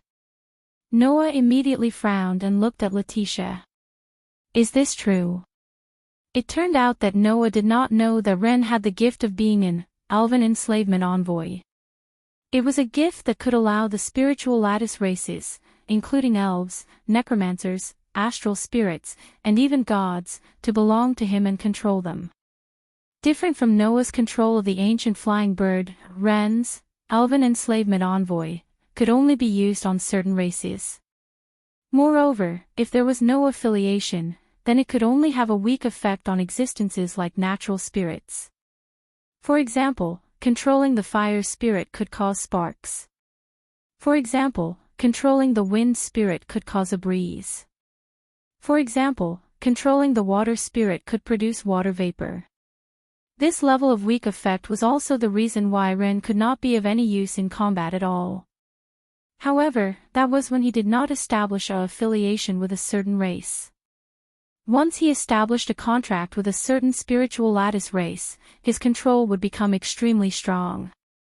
Under normal circumstances, even if he succeeded in making a powerful individual belong to him, if the master's ability was lower than the individual's, then the individual's power would be greatly reduced. For example, Perseus Luos had greatly reduced the power of Argel, who was controlled by him. Moreover, he had to wear a restraining device on his body. Otherwise, he would not be able to control him completely. It was because of this that Noah thought that Ren could not fully control Pest with his ability. However, Ren's elven enslavement envoy could ignore the level of his spiritual lattice and allow the target's power to be fully unleashed. He could completely control them without any worry of losing control. In other words, Ren was a natural spiritual lattice user. Furthermore, Ren was the leader. Therefore, White Yiksha thought that the person who would use this ring would be Ren. However, Noah did not know this at all. Noah was not the only one who knew. I'm afraid that other than Black Rabbit, Letitia, Lily, and the other veteran members, including 16 Knights Reversal, Jiu Yu Fei Niao, and Hiroi Buyao, those who just joined No Name a month ago wouldn't know about this at all, right? Please understand, my master, Letitia said with a bitter smile. This is Ren's intention. That child seems to think that the Black Death Spot Demon King is an existence that you personally defeated, so he should not monopolize master's reward since he did not contribute anything. However, Black Rabbit and I are dissatisfied with this. The frown on Noah's face deepened. If that was the case, then it would be better for Ren to use the Black Death Spot Demon King, right? After all, to Noah, Pest's power was at a level that he could do without. However, to Ren, it was as if he had the help of God. If Ren's, elven enslavement envoy, were to use the Black Death Spot Demon King, then this leader with weak battle power would instantly become the main force, right? Moreover, he would not be weaker than Black Rabbit, Jiuyuki, and Kasuga Hikari. He would be the main force second only to Noah and 16 Knights. In this way, it was no wonder that Black Rabbit and Letitia were dissatisfied with Ren giving up the Black Death Spot Demon King. Of course, Noah was also somewhat dissatisfied. Ren, aren't you treating me like an outsider? After all, he's just a child, Letitia said helplessly. If Ren were a little older, we would be able to make him understand the big picture. However, he's just an 11-year-old child. There's still time. Sooner or later, he will shine brightly. For now, let's allow him to be willful. Well, what Letitia said is not completely wrong. White Yiksha spread out his hands. Anyway, with your ability, you won't bury the power of the Black Death Spot Demon King. In that case, it doesn't matter who uses it. Noah nodded in agreement. He reached out his hand and took out the ring lying in the box. At this moment, White Yiksha said, "Since the item has been taken, you can slowly communicate with her. I won't disturb you." After saying this, White Yiksha did not even give Noah and Letitia a chance to react. He turned around and walked out of the parlor. Seeing this, Noah and Letitia were stunned at the same time. Is it my imagination? Noah asked in confusion. Why does it feel like White Yiksha is running away? Unfortunately, I have the same feeling, my master, Letitia tilted her head and said immediately. No matter what, master, you should try the new gift first. Thus, Noah suppressed the doubts in his heart and put the ring on his finger. It was also at this moment that a pitch-black wave suddenly burst out from the ring on Noah's finger. A circular formation similar to a magic square with a flag depicting a piping clown pattern spun in the pitch-black wave. Soon, within the circular formation, a gust of black wind suddenly flourished and gradually turned into a human figure. Immediately, the human figure bloomed with black and white spots of light. With a tremor, it turned into a petite figure.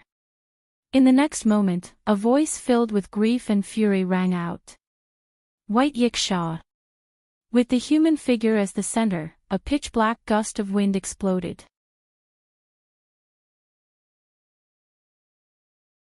Chapter 1346. Boom! The pitch-black storm suddenly expanded in the entire room, instantly shattering the floor and blowing away one furniture after another. The sudden violent impact startled Noah. After he reacted, he quickly shielded Letitia, who hadn't reacted yet, behind him, blocking the attack. This was no joke. The black wind before them was a power formed by the Black Death virus itself. Furthermore, with the support of Hamel's grimoire, which had been condensed into a ring, the Black Plague Demon King, who had completely transformed into the Black Plague Demon God of Death Spots, was no longer a simple virus.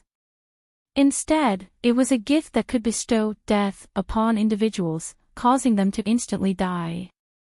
If Letitia were to come into contact with this black wind, she would most likely die instantly. At that moment, Noah stood in front of Letitia and endured all of the incoming black wind. Ugh! The berserk black wind directly battered Noah's body, causing his clothes to flutter wildly.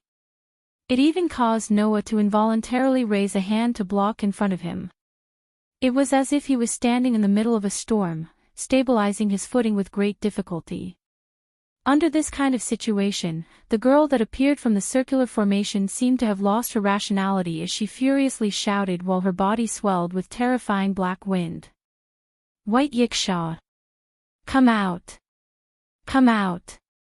You actually dared to make me, the Demon King, wear so many vulgar and shameless clothes. I definitely won't let you off. Hurry up and come out. Following the girl's enraged roar, the black wind that brought death became even more berserk. Rumble, under the assault of the berserk black wind, the entire shop gradually began to tremble. Against the berserk black wind, Noah did his best to open his eyes. However, when Noah saw the scene in the center of the black wind, he was immediately stunned. He saw that in the center of the berserk black wind, Pest was looking back and forth with a face full of fury, looking for a certain person. At the same time, her fluttering skirt fluttered with her movements. At this very moment, Letitia also had the same skirt. That's right. Just like Letitia. She was known as the Black Death Spot Demon King. She had the merit of leading 80 million undead and possessed the qualifications to become a god. She had transformed into a true Grim Reaper. Almost a month ago, she had brought terror to the entire 4 million outer disciples of the Northern District. The black and white patterned dress she was wearing had long since disappeared. It was replaced by a blue and white maid uniform. That was right. It was a maid's uniform. That was why she was the same as Letitia. What did White Yiksha do to that spotted lowly to make her so angry? In fact, there was no need to guess the reason. Judging from Pest's furious shout, before Noah came to take back this spotty lowly, this lass must have been taken advantage of and bullied by that perverted social class leader. The only thing missing was training her, right? No wonder that White Yiksha ran away so quickly, Letitia said while hiding behind Noah, feeling somewhat vexed and uncomfortable. In short, Master, please first stop the Black Death Spot Demon King from going berserk. Otherwise, if this continues, this shop will be finished.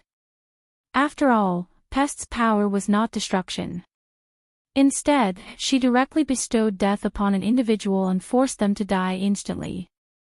Thus, she did not possess much destructive power. However, even if she did not possess any destructive power, just by exploding her power to the limit, the violent wind created would be enough to blow this shop away, right?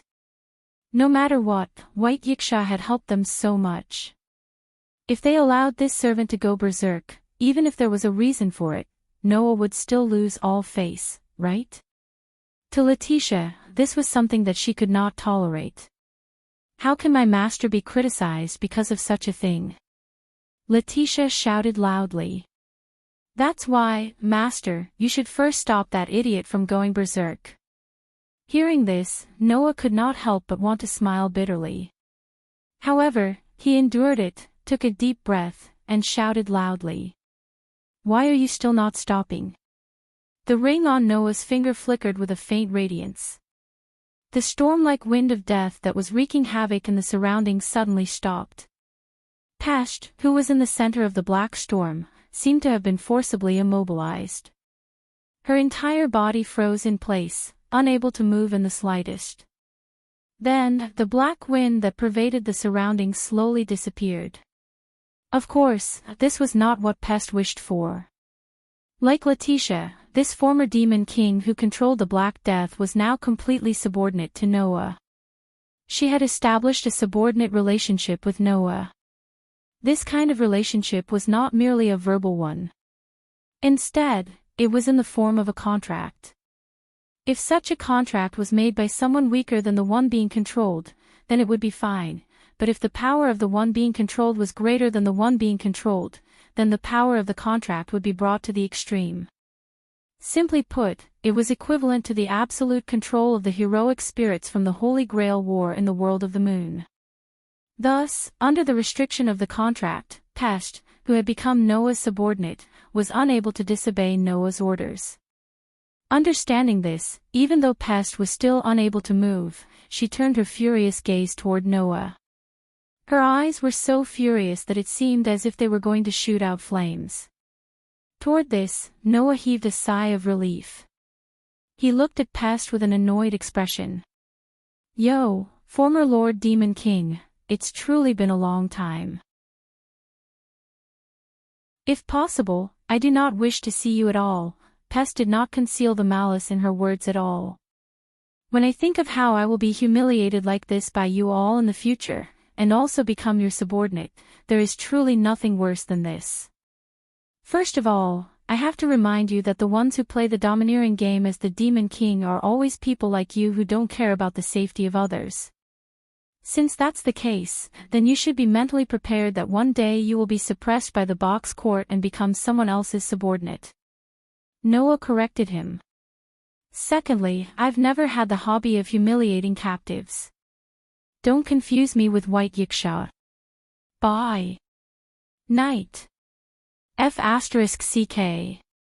Extreme anger once again appeared on Pest's delicate and pretty face. Where is that abominable fellow? Tell her to come out. So what if I come out? Noah said bluntly. If he really wants to fight with you, you won't even be able to withstand his pinch. Pest immediately glared furiously at Noah. However, she knew that this was the truth. Not to mention that White Yiksha was one of the top existences in the box court. In terms of sun sovereignty alone, the White Yiksha held 14 of them.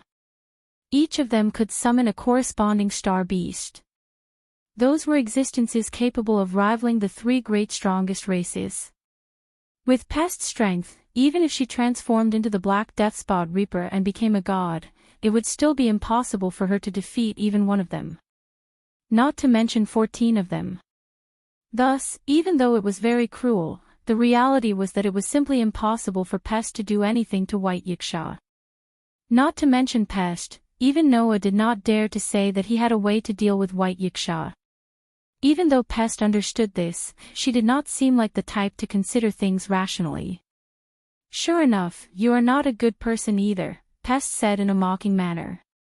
I've heard that the leader of your community seems to be more suited to use me. Yet, in the end, you still ended up occupying my authority. It would appear that you are indeed a selfish person. Those words caused Noah's eyes to narrow. Undoubtedly, Pest knew that Noah did not know about Benevolence's grace at all. Nor did he know about the details of this matter. In the end, Pest still said those words. Clearly, she only wanted to make things difficult for Noah. This caused Letitia to feel somewhat furious. She wanted to step forward but was stopped by Noah. Under Pest's attentive gaze, Noah slowly stepped forward and arrived before Pest. He extended a hand and, to Pest's stunned expression, bent down and lifted her delicate chin, raising her face slightly to face him. There's nothing I can do about it. After all, I said that I would properly make you my toy, Noah said with a smile that was not a smile. Are you prepared to accept it? Because of that, a strong sense of foreboding emerged in Pest's heart. Chapter 1347. The next day, in front of No Name's headquarters, Ren, 16 Knights, Joyu and Osaka, Haruhibu Yaichi and Black Rabbit were all present. They were preparing to head to the Southern District to participate in the Harvest Festival. In addition to the main force members who were preparing to head to the Southern District for the Harvest Festival, the children in the community were all present, led by Lily. It was very clear that they were planning to send off the main force members heading to the Southern District to participate in the Harvest Festival. Ren cast his gaze toward Noah, who was standing at the very front of the group of children. He spoke with a somewhat apologetic yet serious tone. In that case, Noah-san, I'll leave the headquarters to you for the time being. Please, 16 Knights of Reverse said casually without any sincerity. We will return with trophies that will satisfy you. If we're in a good mood, we might even bring you a gift, Joyu and Osaka said with a mischievous smile. That's why, you have to work hard. Same here, Haruhibu Yaichi nodded with the most serious expression as he hugged Sanmao. I'll remember to bring you the specialties of the Southern District. Everyone, we are preparing to participate in the Harvest Festival's bestowment game, not to go sightseeing. Black Rabbit's long rabbit ears drooped down as he spoke in an extremely helpless manner. Why can't everyone be a bit more nervous? Well, isn't it good to have confidence? Noah curled his lips. Since you're so confident, I hope that you'll truly be able to show me the trophies you'll bring back that will leave me speechless. Please look forward to it, little brother. The corners of 16 Nights Reversal's mouth curled up slightly as he looked behind Noah with a meaningful gaze. Besides, even if you're going to stay behind, I believe that little bro will definitely not be bored, right? Hearing 16 Nights' words, Joyu and Osaka, Haruhibu Yaichi, Black Rabbit and Ren's expressions immediately became strange.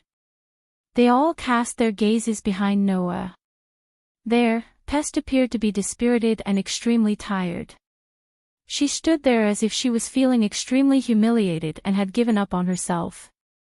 Upon closer inspection, Pest was not wearing her iconic floral pattern dress, nor was she wearing the black and white maid uniform she wore yesterday. Instead, she was wearing a set of apparel that made one unable to look at her directly. It was a tight-fitting outfit made of soft fur. Although it was called a bodysuit, in fact, the style of the bodysuit was no different from a swimsuit. Not only did it expose the shoulders, abdomen, and thighs, but it also almost exposed the entire white back. As for the color, it was the color of brown. Furthermore, it had a pair of dog ears on its head. Its hands and feet were also equipped with dog gloves and gauntlets. There was also a furry tail hanging from its back. That figure was simply a typical example of a doting mother dog. What's more, there was a leather collar around the neck of such a lovable dog. There was a rope tied to the collar, and Letitia was holding it firmly in her hand. This scene made 16 Nights' eyes light up. He patted Noah's shoulder happily. Not bad. Little brother, you've also finally awakened. Don't speak as if I have some sort of terrible potential, all right? Noah swatted away 16 Nights' enthusiastic hand and said with a fake smile. It's just that my maid doesn't seem to be very obedient. Thus, I must properly educate her and have White Yiksha provide me with some assistance. Noah's words caused Pest, who was dressed like a dog, to shiver all over. As if she had recalled some sort of nightmare, she muttered with a face full of humiliation and fear. Demon. Demon. All of you are demons, even the heavens would pity her. Until yesterday, Pest was still incomparably domineering and filled with killing intent. She had the appearance of wanting to chop Noah and White Yiksha into pieces. Yet, today, she had become like this. One could very well imagine what sort of devastation Noah and White Yiksha had inflicted on Pest in the short span of a day. Looking at Letitia's joyful appearance as she held onto the leash, it was clear that this vampire maid had also hit Pest while he was down. She was having a lot of fun.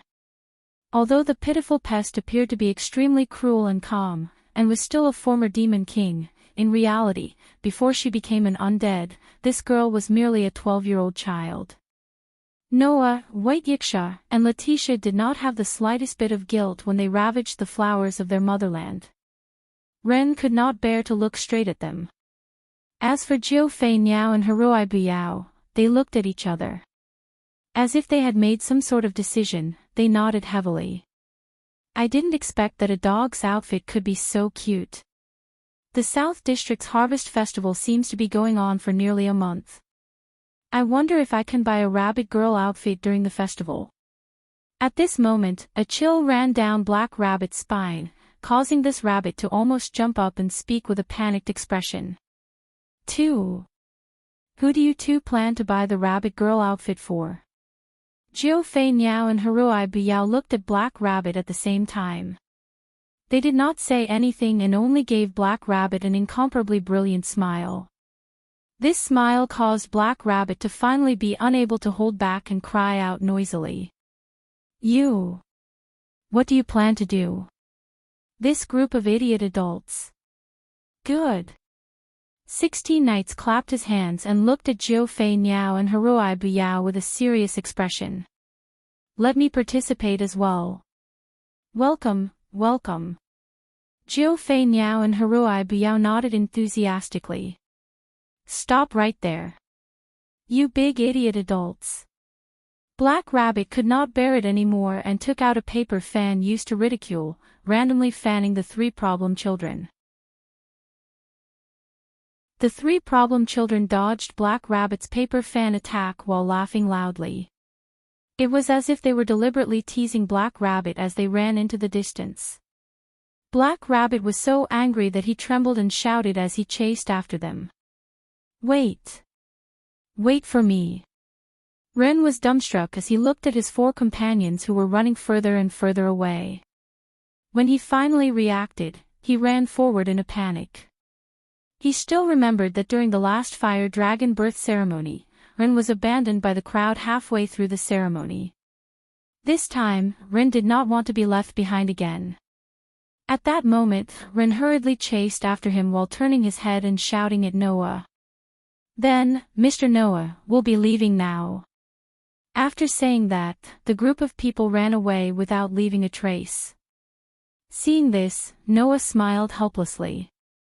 "This group of people, we haven't even arrived at the location of the ceremony and they're already causing such a ruckus. I really don't know what will happen during the ceremony. Isn't it good?" Letitia held the dog leash and said with a gentle expression. "No matter if it's Ren or Black Rabbit, in order to support this community, they've suffered a lot. It's quite rare to be able to laugh and talk like this. Don't say it like you don't have a part in it." Noah knocked on Letitia's head. "Why do you say it like an old person?" "Oh, this is truly rude of me. Master." Letitia held her head that was knocked on and said in a slightly awkward manner. "Although I have this appearance now, I was once a pure-blooded vampire that wreaked havoc in the box court as the Demon King. Furthermore, I was also a founding member of this community. No matter what, I should still be able to express my feelings toward the lives of the younger generation, right? I was once a Demon King too." Pest was unable to refrain herself from interrupting. "Why have I never seen you all respect me before? You said it yourself. That was in the past." Letitia pulled on the leash in her hand and said. "Now, before you became a Demon King, you were still Master's servant. Before you have a sufficient understanding of your current identity, as your senior, I have many things that I need to properly teach you." After saying those words, a joyous smile appeared on Letitia's young and delicate face. This caused Pest's face to turn green. Seeing Pest's appearance as if she was facing a great enemy, Noah was unable to refrain himself from having the urge to bully this little girl. Thus, just like yesterday, Noah bent down and lifted Pest's chin to face him. He revealed a mischievous expression. "Rest assured, I will treat you well, my adorable toy." Pest immediately started shivering. Tears welled up in the corners of her eyes. After a long while, the sorrowful cry of the spotted lowly resounded through the sky above the base. "I never want to wear those shameful and vulgar clothes again."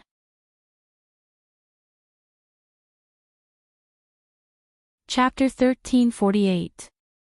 In the dark night, the gentle moonlight slowly sprinkled down from the sky like a layer of hazy gauze, enveloping the entire earth. The night sky of the box court was indeed very beautiful. The stars were like decorations in the dark night sky. While they flickered, they became a small part of the stars, forming a beautiful scene that seemed to be pierced through by various galaxies. Such a scene could only appear in the box court. Because only in this box where even the ownership of the stars, the so-called sovereignty, was occupied by various Asuras, gods, and Buddhas, would these stars naturally shine brightly in the sky. Of course, if the Asura gods and Buddhas who held the sovereignty of these stars did not wish for the stars to be seen by the entire box court, then they could make them descend from the sky at any time. Although it sounded very inconceivable, the so-called sovereignty was such a thing. Not only could the holder summon the corresponding star spirits and star beasts of those stars, even gods and giant dragons, but they could also control their trajectories and make the stars move according to their will. Of course, these stars that decorated the bustling starry sky were only secondary. If the sovereignty of the sun was completely held by one person, then that person could also change the trajectory of the sun according to their will. Unfortunately, even the star spirit of the sun, White Yiksha, who was once a two-digit demon king, only held the sovereignty of 14 sons, let alone other people. If one wanted to hold the sovereignty of all 24 sons, including the Ophiuchus constellation that was awarded to Letitia as a reward for the merits of the box court knight, there was a total of 25 sons. The difficulty was almost equal to impossible. Under such circumstances, at the edge of a cliff that was covered by moonlight, a youth looked up at the stars in the sky and muttered, "I wonder, including the sun, how would it feel to hold the sovereignty of all the stars in one's hands?" The young man who said such wishful thinking was probably only 11 or 12 years old, right? The young man was wearing what seemed to be a long robe of the same color on top of a pure white training suit. The color of the youth's hair was a deeper white than the pure white clothes. In addition, the youth also had a pair of golden eyes that emitted light. That attitude actually made the young man look more mature. However, compared to that mature feeling, the youth's words made people think of words like, "Children's words carry no harm." Why don't we take the sovereignty of all the stars, including the sun, as our goal? In the next second, this sentence was immediately greeted by a clear voice filled with helplessness. "Your Highness, it's good that you have such ambition, but even I have to say that it's simply impossible to achieve it, isn't it?" As soon as he finished speaking, a petite figure suddenly appeared behind the young man who was addressed as His Highness. It was a young girl with waist-length black hair. The young girl's age was about the same as the young man who was addressed as His Highness. She wore a sleeveless black dress with a jacket tied around her waist. Outside the jacket, there was a belt around her waist. There were several short knives hanging from the belt. Of course, compared to the weapons that were originally bestowed in various myths and legends, the quality of these short knives was terrifyingly low. They were only ordinary short knives. However, just by carrying a few ordinary short knives, the young girl gave people a feeling that she was not to be underestimated. It was believed that if anyone looked down on the young girl because of her lovable appearance and ordinary weapons, they would definitely die miserably. The young girl said helplessly as she approached the young man who was addressed as His Highness. "Your Highness, please don't forget that you only have the most important sovereignty of the sun. If you want to obtain all 25 of them, it's already difficult to make people dizzy, let alone the sovereignty of all the other stars. Is it Ling?" His Highness did not seem to be surprised by the young girl's sudden arrival at all. He did not even turn his head as he spoke. "I know it's difficult, but it's because it's more difficult that it's easier for people to feel a sense of accomplishment when they complete it, isn't that right?" "That's not wrong, but there should be a limit, right?" The young girl named Ling pouted. "Although I know that Your Highness is very amazing, there are also many amazing people in the box court. So many Asuras, gods, and Buddhas, but none of them can achieve such a great feat even if it's Your Highness. I think it's impossible." "I know, that's why I'm just saying it casually. Obtaining the sovereignty of the sun is already troublesome enough for me, but now there's only one. If I want to obtain the sovereignty of all the stars in the sky, then no matter what, I won't do such an impossible thing." His Highness shook his head with a smile. "It's just that, since I don't have anything in particular that I want to do, I might as well make this a goal. That's why I said that." "Don't have anything in particular that you want to do?" Ling was silent for a moment before suddenly speaking. "But, Your Highness, right now, we have something that we must do." "I know," His Highness said with a calm expression. "Is everything ready?" "Basically, everything is ready," Ling said. "Then, Your Highness, is it time to carry out the attack plan in the Southern District?" "The Southern District?" His Highness narrowed his eyes and abruptly asked this question.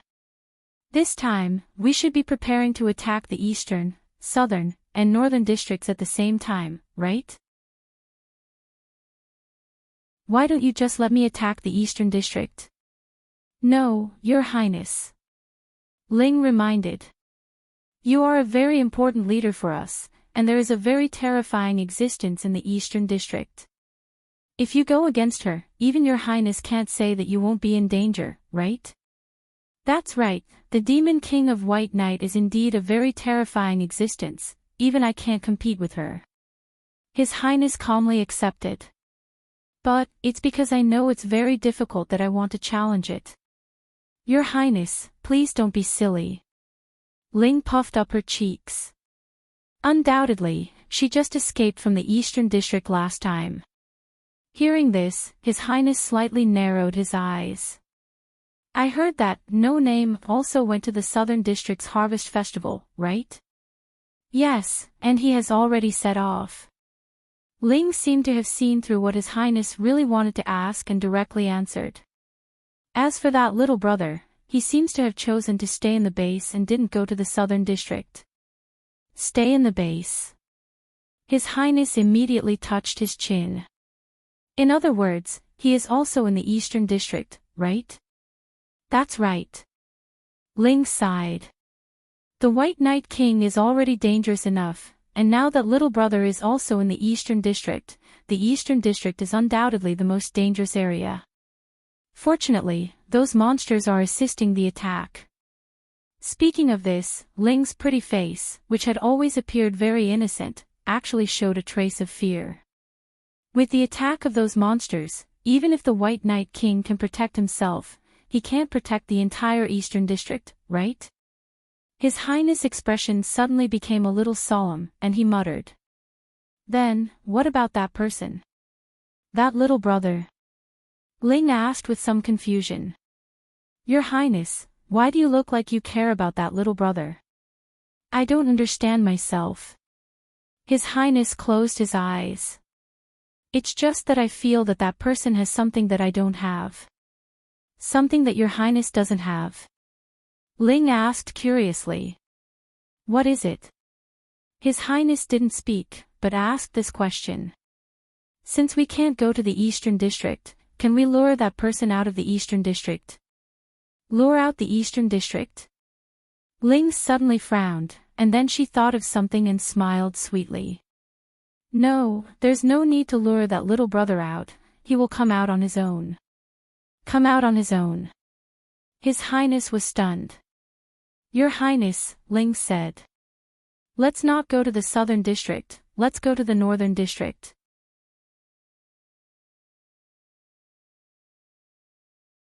Chapter 1349. Early in the morning, Noah was leisurely drinking tea in the meeting room of No Name's headquarters.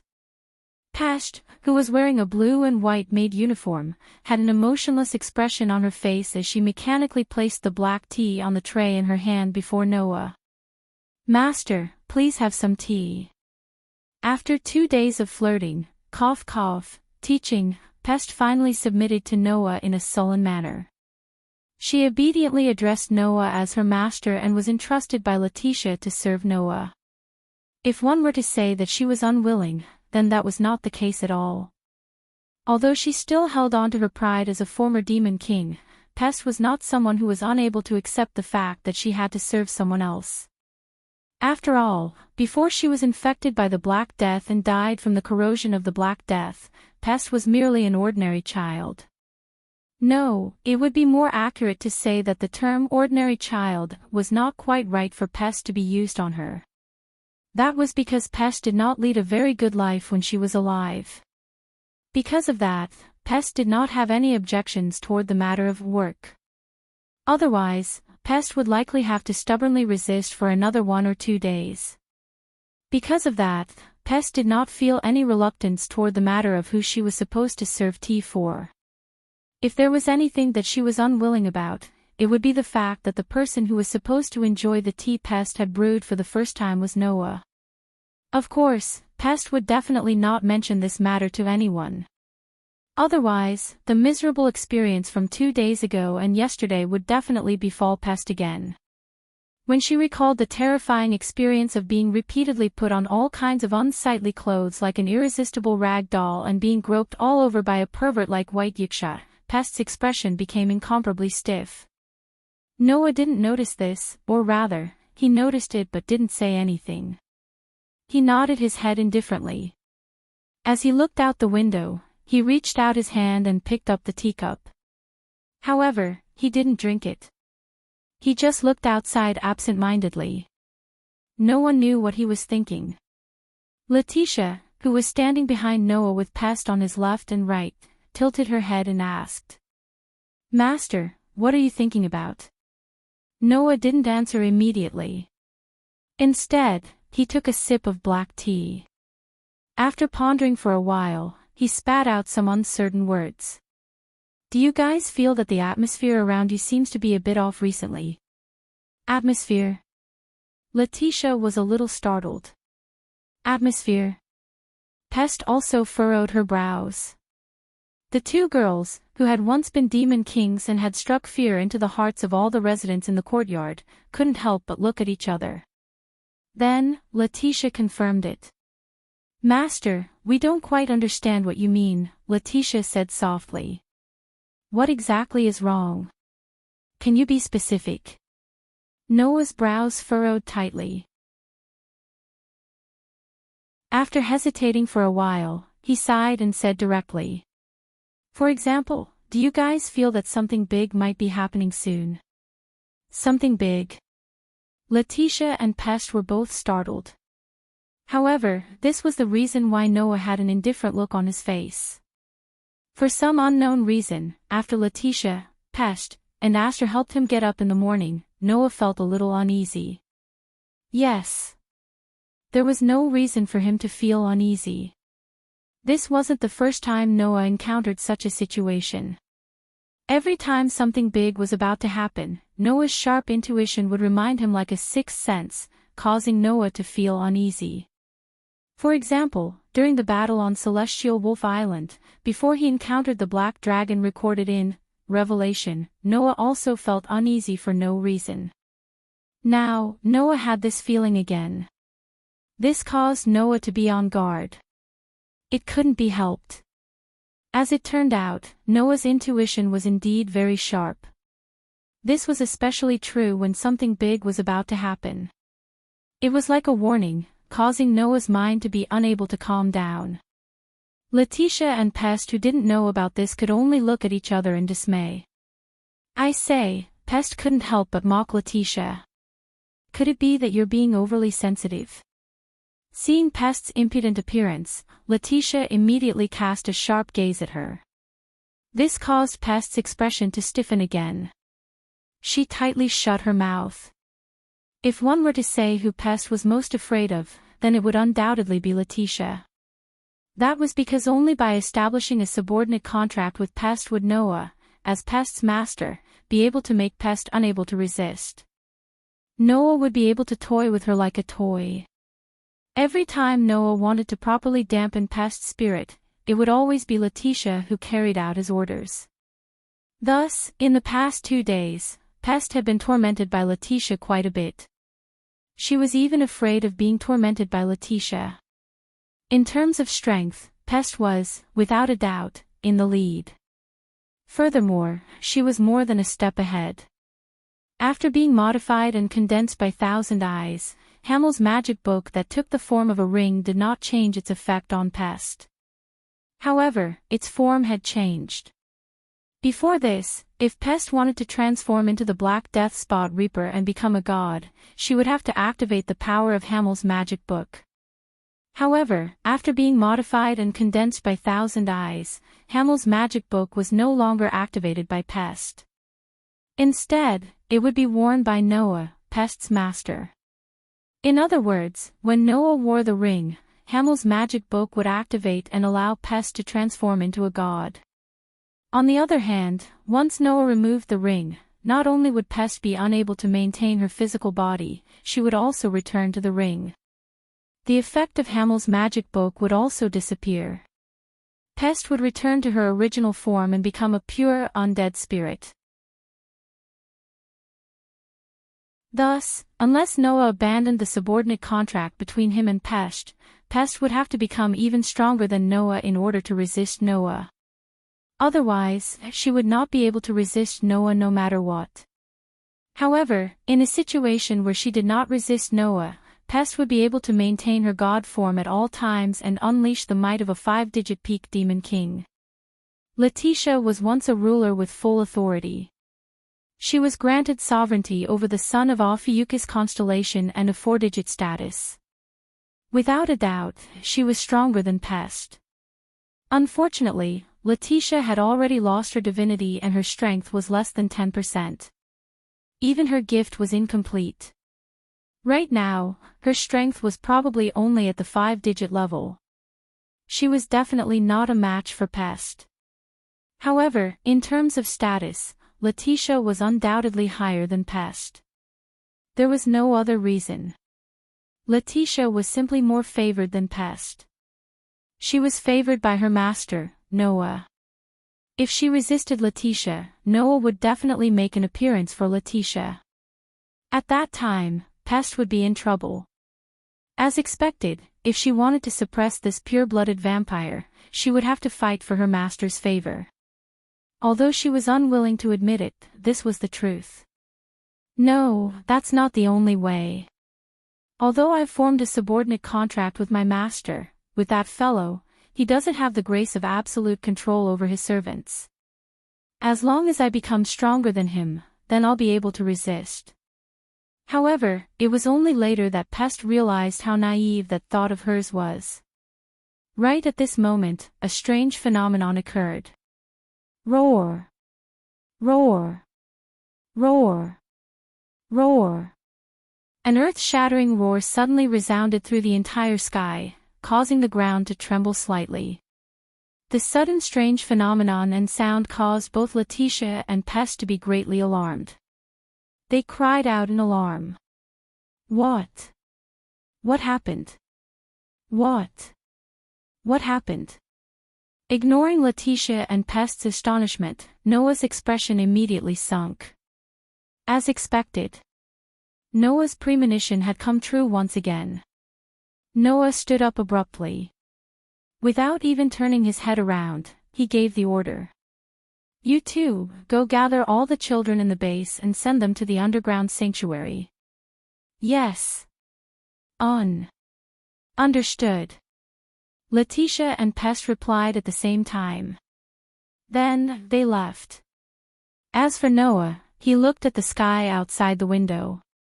Then, he suddenly turned into a ray of light and flew into the distance.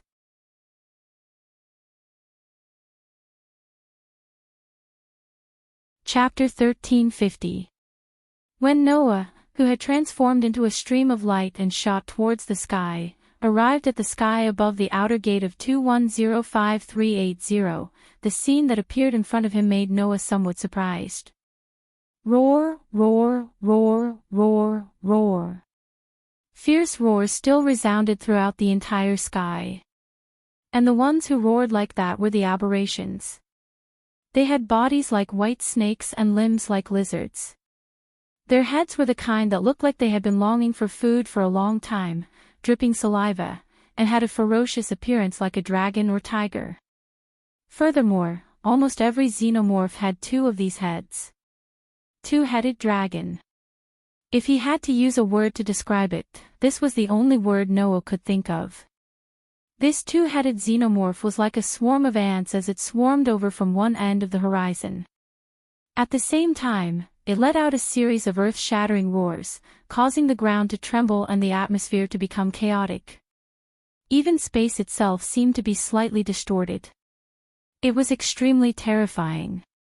Of course, if it was only their ferocious appearance, then to Noah, those 2-headed dragons were no different from real ants.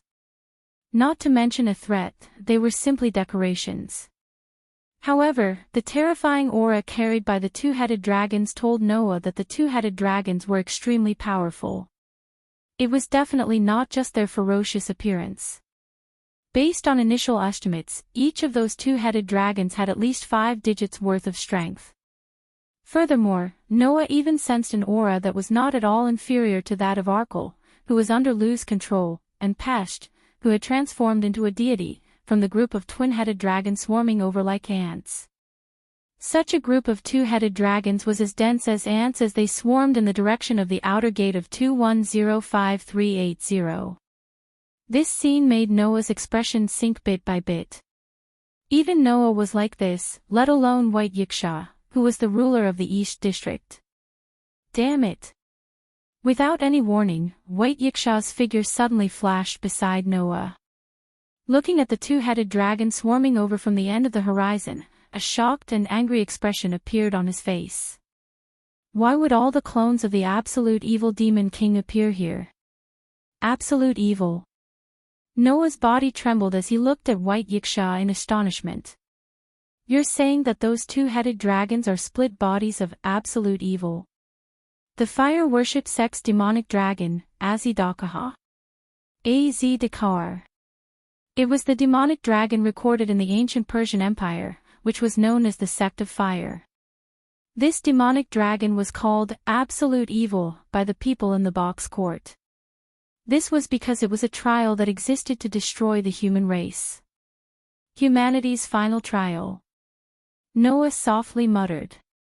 With the title of God Slayer, an existence above the three strongest races of Hecate.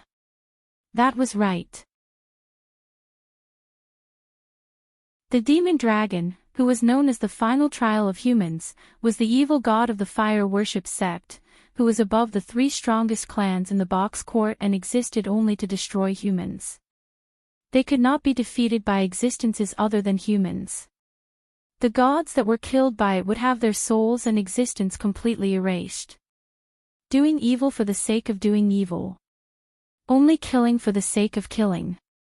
Therefore, it was called absolute evil. Therefore, it was called God Slayer. In the box court, it was one of the oldest demon kings.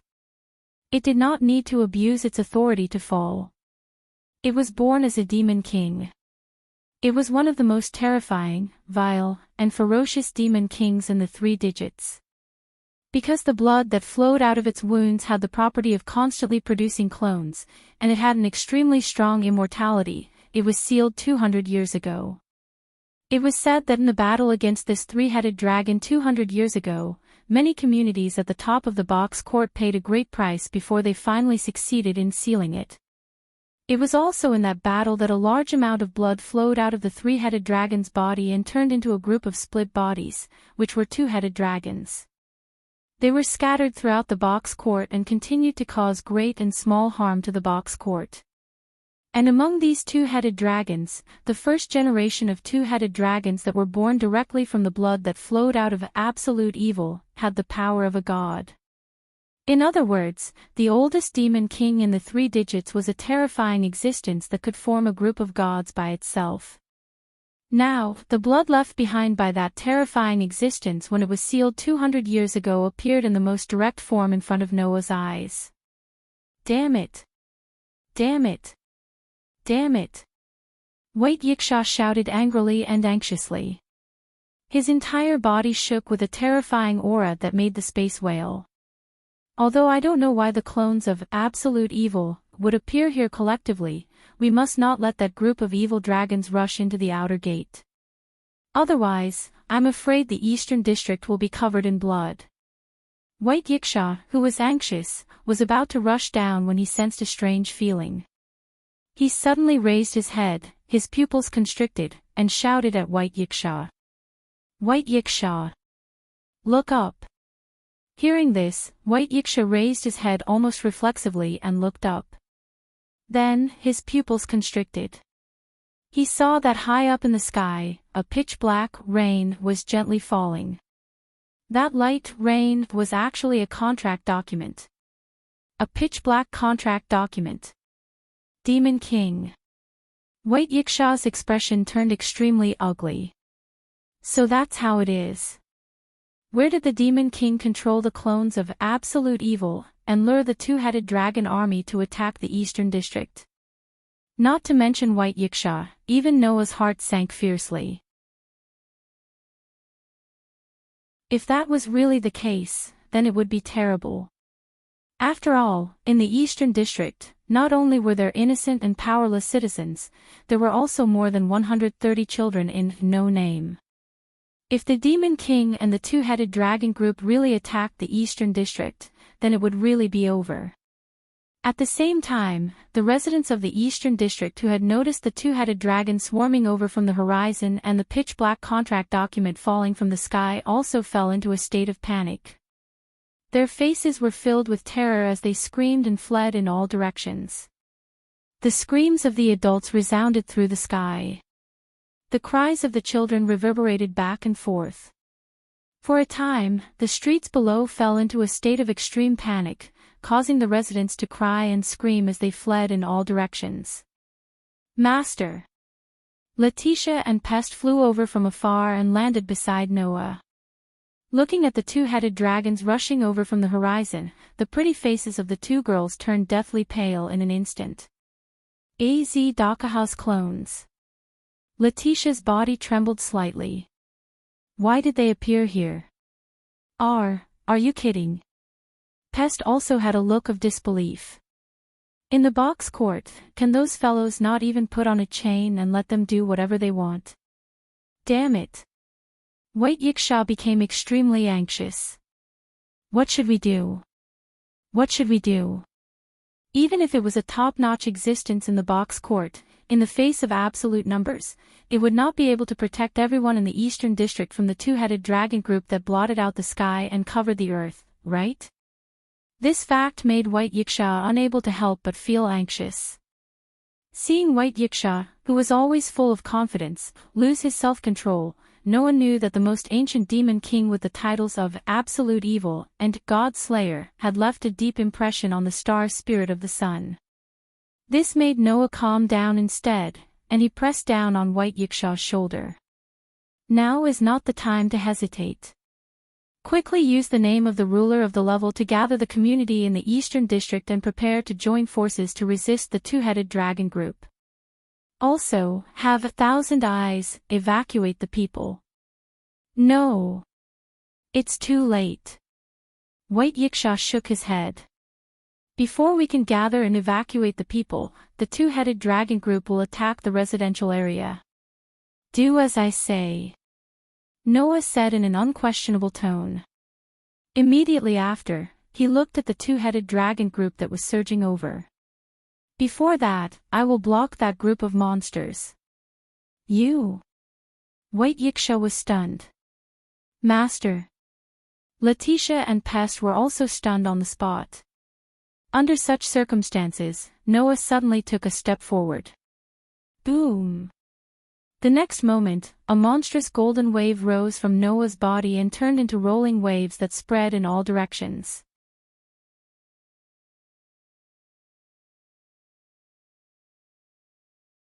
Chapter 1351. Resplendent golden waves of air transformed into shock waves visible to the naked eye, explosively expanding from Noah's body. At this moment, the source of mana within Noah's body, which was originally filled with boundless mana, suddenly changed. The energy within it all transformed into divine power, causing the mana source to transform into a source of divine power. Divine power as vast as the ocean surged back and forth within Noah's body, then rushed out of his body, forming golden waves visible to the naked eye. Wave after wave shook the surroundings, filling the entire space. Whoa! Letitia and Pest were both startled. Immediately after, they were blasted away by the incoming golden waves of air. This is... White Yiksha also raised a hand, blocking in front of his body. His gaze towards Noah was filled with astonishment.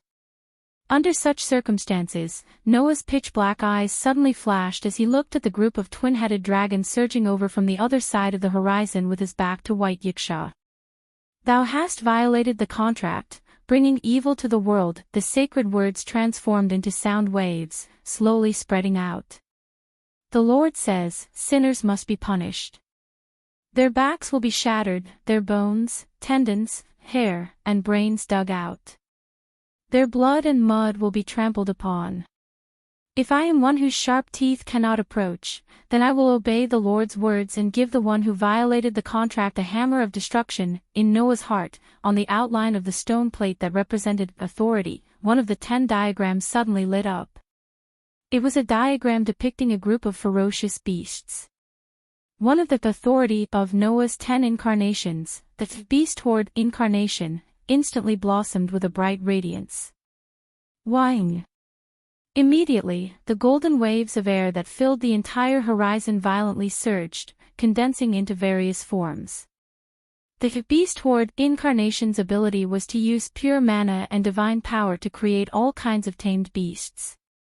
Thus, the golden waves that filled the entire horizon transformed into numerous xenomorphs. Among those xenomorphs, there were some that had the head of an ox and the body of an ox, but were standing on 2 feet. Among those aliens, some had a lizard-like body, but they were also lizard men who stood on their feet. Apart from the Taurans and lizard men, there were also various humanoid orcs that gradually took shape in the golden airwaves that filled the entire sky. Roar, roar, roar, roar, roar. The mutated beast men raised their heads and roared, causing the chaotic and terrifying roars to resound through the entire sky. Immediately after, golden ripples rippled out from the sides of the ferocious and terrifying beast men. It just so happened that every orc was equipped with one.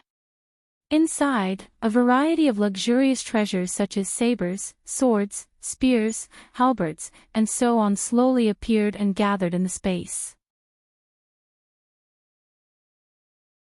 Roaring at the sky, the mutated orcs reached out their hands at the same time as if they had a telepathic connection. They abruptly pulled out their treasures from the golden ripples around them.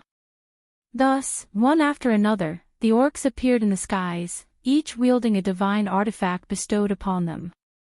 Roar, roar, roar, roar, roar. With roars that shook the air, the mutated orcs holding noble artifacts fell from the sky like raindrops, covering the sky and covering the earth. Roar, roar, roar, roar, roar.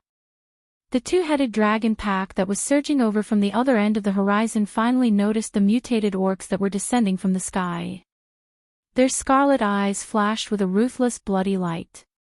Not to be outdone, they let out an earth-shattering roar and continued their charge without slowing down. Roar, roar, roar, roar, roar. On one side, the mutated beasts descended from the sky with many legendary weapons in their hands. Roar, roar, roar, roar, roar. On the other side, the 2-headed dragons surged with a ruthless bloody light flashing in their eyes. The 2 mutated camps finally met on the vast battlefield that stretched as far as the eye could see. Boom!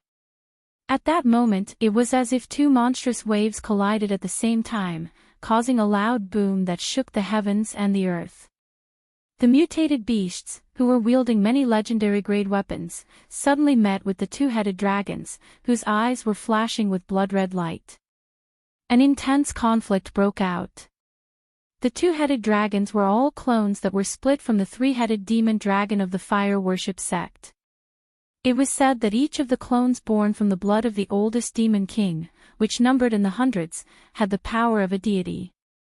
However, not all of the 2-headed dragons were the first-generation clones born from Azidakaha's blood. Like Azidakaha, his clones also had the ability to multiply. That was why there was such a terrifying number of them.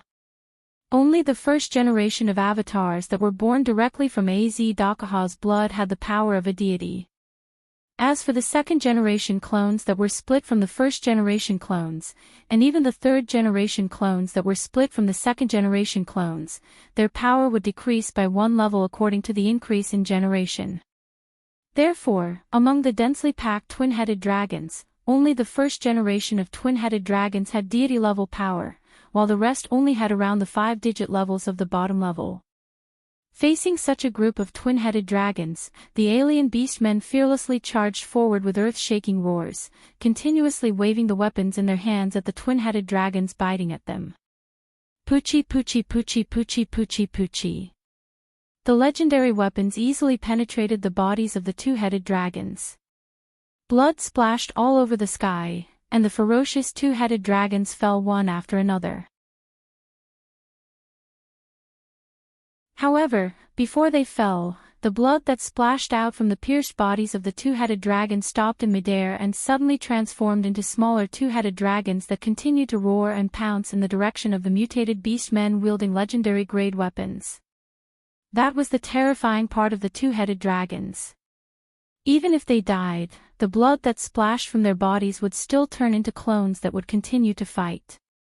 If the two-headed dragons were not completely annihilated and turned into ashes, it would be impossible to stop this kind of splitting. In the end, it would only lead to facing enemies that were much weaker, but whose numbers were constantly increasing. Of course, there was a limit to this kind of splitting. The split of the two-headed dragon required the splitting of its own spirit core to form a split body.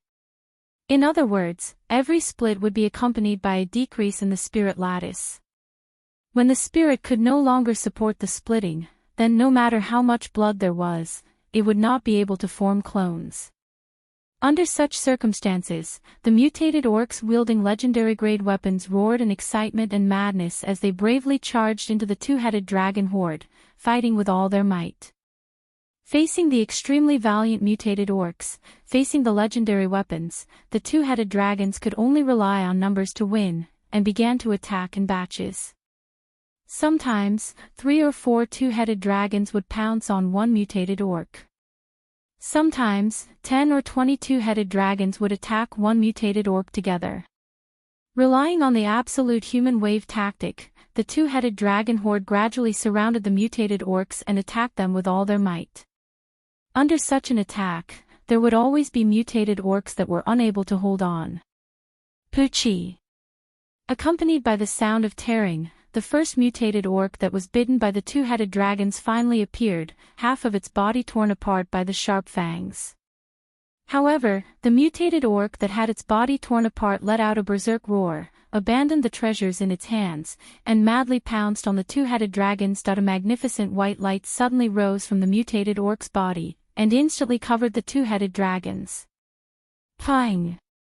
The two-headed dragons that were covered by the magnificent white light directly exploded, and turned into blood that filled the sky. The clones called Beast Horde could not only create all kinds of tamed beasts to do battle. The tamed beasts that were created, regardless of the species, would have the ability to crush everything. As such, the situation on the chaotic battlefield was reversed once again.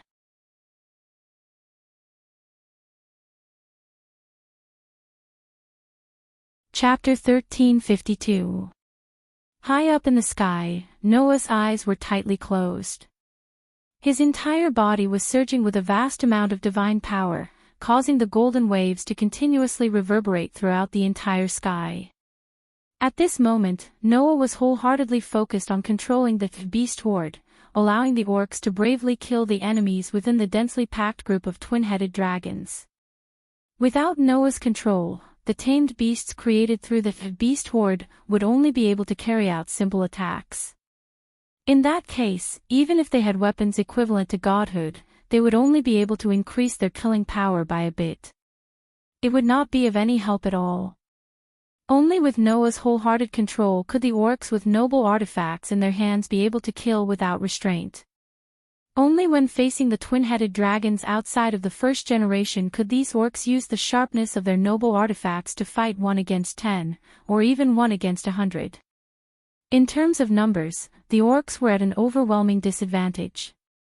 It was not that Noah did not want to create more tamed beasts, but even if his divine power was limitless, the amount of divine power that Noah could use at once was still limited. In a situation where the amount of divine power that could be used at once was limited, the number of Noah's beast horde was also destined to be limited. After all, the characteristic of a beast horde was that the more there were, the weaker the individual strength would be.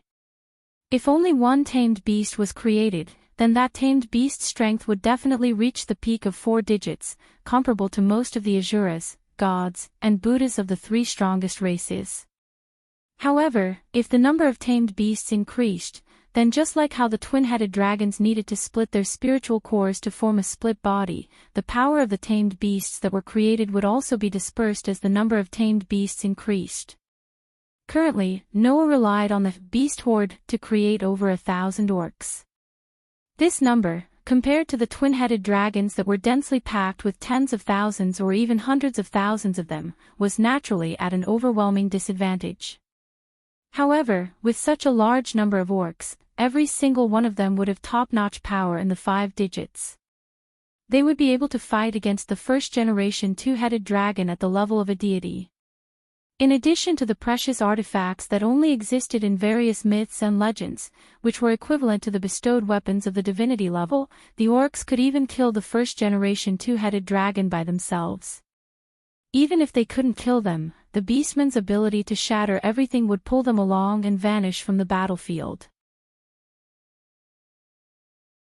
In this way, the thousands of orcs holding noble artifacts were able to resist the densely packed double-headed dragon army and were entangled on the entire battlefield.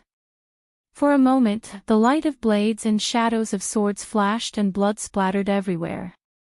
The roars of the orcs and the demonic dragons mixed together, echoing throughout the battlefield, filling the air with murderous intent. Seeing this scene, Letitia and Pest were filled with astonishment. Is this Master's true power? Letitia stared at Noah's back in disbelief. It's too frightening. Master Noah, that power is even greater than that of my past companions. This evaluation could not be said to be low. After all, among Letitia's past companions, many of them had challenged all kinds of Asuras, gods and Buddhas and obtained victory. Among them, there were even existences that held sovereignty over the sun.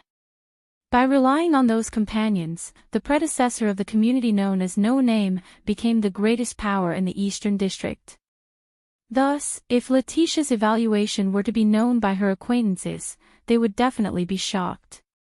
However, those who saw this scene before their eyes would definitely not doubt that this evaluation was too high. One of the most frightening aspects of the human's final trial, Az-Dakaha, was that he was able to create a group of gods with his own power. And now, Noah was doing the same thing with his own power. There was no need for bloodshed. There was no need for injuries. With his own power, Noah created a group of beasts that could rival a group of gods. With such power, how could it not be frightening? Of course, Noah did not have the ability to create a group of gods with his own power. Although the beast-men, who were comparable to gods, were terrifying, they were only composed of pure divine power. They were lifeless. They were unconscious. They were soulless. Once Noah stopped using his divine power, the group of beasts would also be cancelled. The orcs that could rival gods would also disappear. As for the two-headed dragon that was born from Az-Dakaha's blood, it could exist eternally. Thus, in this aspect, Noah was indeed inferior to the most ancient demon king. However, even so, being able to create a group of gods that could rival a group of gods in a short period of time was still very frightening. That guy, could he be a monster? Pest trembled. Have I really been an enemy of that guy? It was only at this moment that Pest finally understood. Last time, during their battle, Noah did not use his full power at all. The power that he displayed was merely the tip of the iceberg. Become even stronger than that guy. Pest realized how naive her previous thoughts were. How could such a thing be possible? While Letitia and Pest were still in shock, Noah, who had his back facing the two servants he had contracted with, started to feel anxious. Is it still not done? White Yikshaw. If one were to observe carefully, they would definitely be able to discover it. As time passed, the two-headed dragon group's battle line was slowly approaching the city. If this continued, it would only be a matter of time before the two-headed dragon group invaded the outer gate. It was not that the group of beasts was not powerful enough. It was just that the number of opponents was too great. If one wanted to completely stop the two-headed dragon group, it would not be enough to rely on just over 1,000 orcs. Unless they increased their numbers. However, once their numbers increased, the orc strength would also be scattered. They would not be able to stop the two-headed dragon group's attack. In that way, they would only be able to break through even faster. This was the advantage of numbers. It was precisely because of this advantage that someone as powerful as White Yiksha would feel extremely anxious when the two-headed dragon group attacked. If he did not have to consider the lives and deaths of the residents in the city, then with White Yiksha's strength, even if he were to face the densely packed two-headed dragon group, he would be able to fight for 3 days and 3 nights. In the end, he would be able to eliminate all the two-headed dragons without suffering any damage. However, under the situation where he needed to protect the residents in the courtyard, there was no time at all. Once he could not stop the two-headed dragon army and allowed 1 in 1,000 of them to invade the residential area, it would definitely cause a lot of casualties. That was what Noah and White Yiksha did not want to see.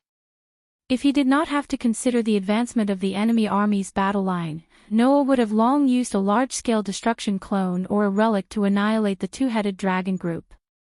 He could not do so now because he had cancelled the group of beasts.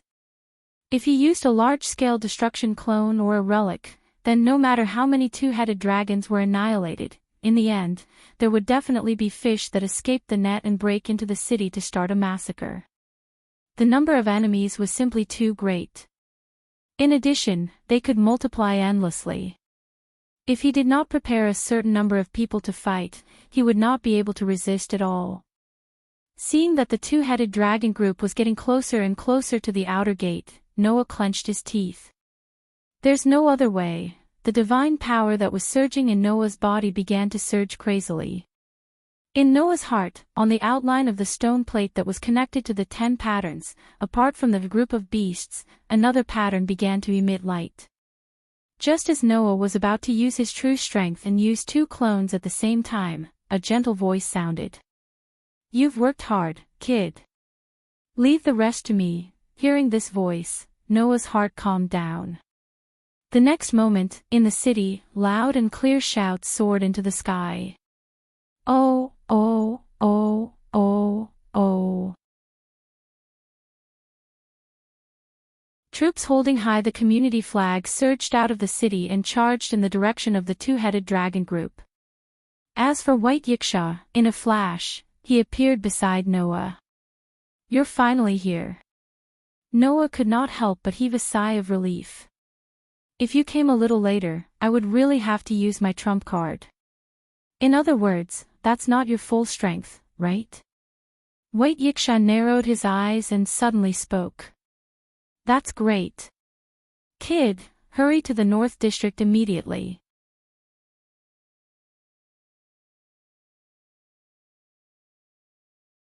Chapter 1353. The North District. White Yiksha's words caused Noah, Letitia, and Pest to be stunned. Head to the North District now. What kind of joke was this? Right now, the Eastern District was at a critical juncture. It could be completely destroyed by the densely packed twin-headed dragons at any time, turning it into a dead zone. Letting Noah go to the North District at such a critical time. Are you kidding me? Noah furrowed his brows. Do you think it's possible for me to leave at this time? I know that the lives of more than 130 children from No Name are in the East District. It's impossible for you not to worry. But don't worry, I've already arranged for them to take refuge. White Yiksha looked at Noah with an extremely serious expression. Right now, the North District needs you the most. Needs me the most. Noah's heart skipped a beat. Could it be? That's right. White Yiksha gritted his teeth. Just now, I received news that apart from the East District, the South and North District were also attacked by demon kings. Now, they've completely fallen into chaos. The South and North District were attacked by demon kings. Letitia was shocked and couldn't help but take a step forward. Impossible. How can there be demon kings attacking 3 regions at the same time? That's what I thought too, but that's the truth. White Yiksha's expression didn't look good either. Although I don't want to think this way, the fact that demon kings attacked 3 regions at such a coincidental time proves that multiple demon kings have already joined hands and even formed an alliance to plan an attack on 3 regions at the same time. Demon Kings Alliance. Letitia muttered in disbelief. Is that even possible? How is it not possible? White Yiksha sneered. In the box court, it's not like there aren't other demon kings forming an alliance. Since there's one, it's not strange that there's another one. Pest's eyes flickered slightly when she heard this. She lowered her head and remained silent. Bayasha, who did not notice this scene, looked straight at Noah and said, "Right now, the situation in the Northern District is very critical. The enemy clearly knows that one of the leaders in the Northern District is not only too young, but also a newcomer who recently took up the position. They are currently gathering their forces to attack the community of that leader." There was no need to explain which community this was. Who else could it be other than Shadora's Salamandra? "Is that why you need me to save you?" Noah was stunned. What about the Southern District? Although the situation in the Southern District isn't very good, it's at least much better than the Northern District. In addition, the members of No Name are coincidentally there and are displaying combat strength that can't be ignored. "The situation is slowly improving," White Yiksha said in a pleading tone. Meanwhile, the East District is currently being attacked by the Demon Dragon's clones in the final trial of the humans. "It's impossible for us to send anyone else to provide reinforcements, so I can only rely on you." Without a doubt, Noah, who could even temporarily block the densely packed two-headed dragon horde, had the power to change the current situation in any region. Now that no region could send anyone to provide reinforcements to other regions, Noah's rescue became the most important. However, the most critical situation was still the Eastern District. Perhaps because they had considered the existence of the Sun Star Spirit, White Yiksha, the Demon King Alliance directly used the Fire Worship Sect's three-headed demon dragon's clones to attack. The twin-headed dragon horde, which could produce more bodies once they bled, was simply too terrifying. Their numbers would remain high. Even Noah was almost forced to use his full strength. With the current strength of the Eastern District, could they resist the two-headed dragon army? If they could not, the children in No Name would be in danger. At this time, Noah was really unwilling to leave. "Have you really thought it through?" Noah looked up and stared at White Yiksha. "Although you're indeed very strong, there are too many enemies. If I'm here, the situation will definitely be better. But without me, even you might not be able to defend the Eastern District. Is that okay?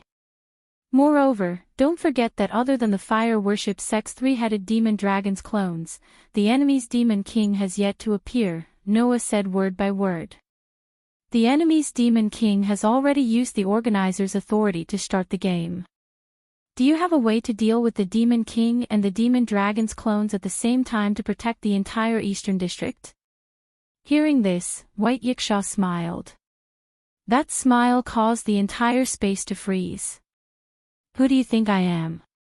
White Yiksha's entire body trembled with an extremely terrifying aura. "Perhaps with my current strength, I won't be able to block the attacks of the two-headed dragon horde and the Demon King at the same time. In that case, I'll just bring out the absolute strongest power." This sentence caused Noah, Letitia, and Pest's hearts to tremble at the same time.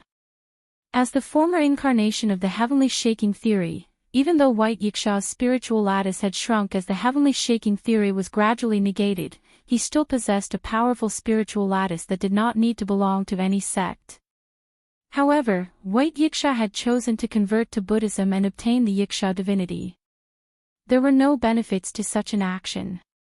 For others, obtaining a divinity was equivalent to an explosive increase in strength and life level. However, as one of the three most powerful species, obtaining a divinity would only degrade White Yiksha's own spiritual lattice. After all, the so-called divinity was actually a gift from the gods to other species. As a star spirit, White Yiksha did not need to be bestowed by the gods. If he accepted such a gift, it would undoubtedly be admitting that he was inferior to the god who bestowed the divinity. In this way, the spiritual lattice, which was equivalent to merit and inheritance, would naturally be devalued, causing the top powers of the Hecate to be suppressed and sealed. In the end, White Yiksha willingly accepted such a devaluation. This was because, as an existence with more than 3 digits in the Hecate, he could not casually interfere with the direction of the lower class. In order to interfere with the lower class with his status as the ruler of the class and protect the residents of the lower class, White Yiksha was willing to convert to Buddhism and obtain the Yiksha divinity. He lowered his spiritual lattice and changed from the famous White Knight King to White Yiksha. Now, White Yiksha had said this. She wanted to bring out an absolute supreme power above this. Then, the answer to what White Yiksha wanted to do was very obvious. You. Pest spoke in a somewhat bewildered manner. You want to return the divinity to Buddhism and retrieve the sealed power? 3 years ago, the East District was also attacked by an extremely powerful demon king. White Yiksha did not answer. Instead, he seemed to be looking into the distance and muttered softly. At that time, I had been hesitating and unwilling to return the divinity to repel the attacking demon king. In the end, it caused No Name, the largest faction in the East District, to be destroyed by the demon king. It was too late for regrets. After saying that, White Yiksha looked at Noah, Letitia, and Pest and smiled faintly. This time, I will definitely not repeat the same mistake and let the East District suffer great damage because of my hesitation. As he said this, White Yiksha walked forward step by step in the air as if he was walking on flat ground. As White Yiksha walked, his aura would increase exponentially with every step he took. So, leave this place to me. I'll have to trouble you in the North District. Seeing that White Yiksha's aura were becoming more and more terrifying, so terrifying that even Noah could not help but become solemn, Letitia and Pest looked at Noah with cold sweat on their faces. Master Noah, Master, Letitia and Pest could not help but call out softly, finally dispelling the last trace of hesitation in Noah's heart. After taking a deep look at White Yiksha's back that was surging with an astonishing aura, Noah turned around and threw out this sentence. Let's go to the North District. In the next second, Noah, Letitia, and Pest turned into streams of light and flew in the direction of the Realm Gate. At the last moment before entering the Realm Gate and being teleported to the North District, Noah clearly felt it. An extremely terrifying power gradually formed in the sky above the entire East District.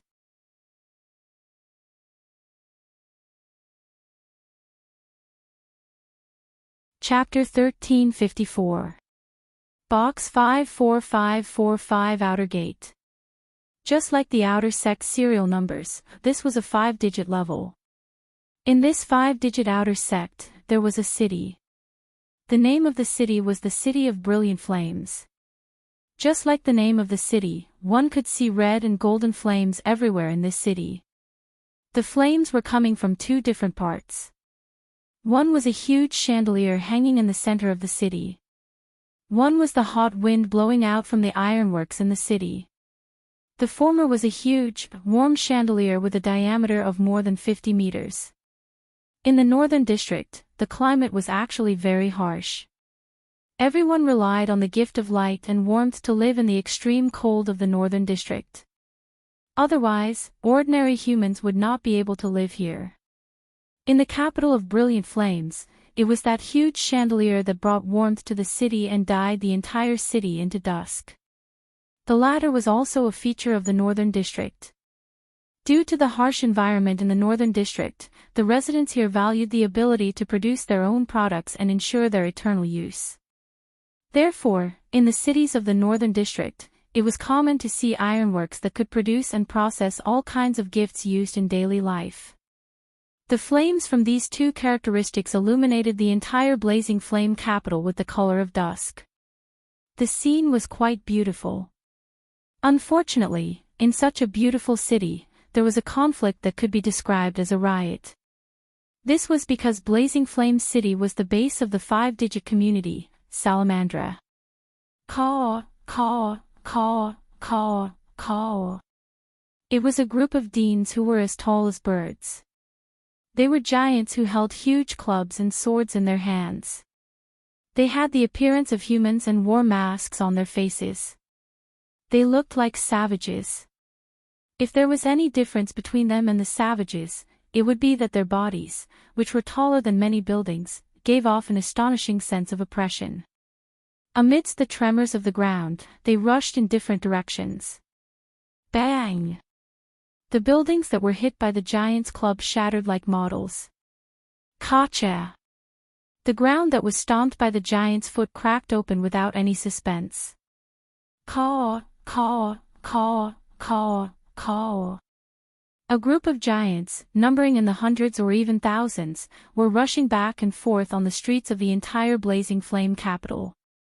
They destroyed the buildings while attacking the surroundings.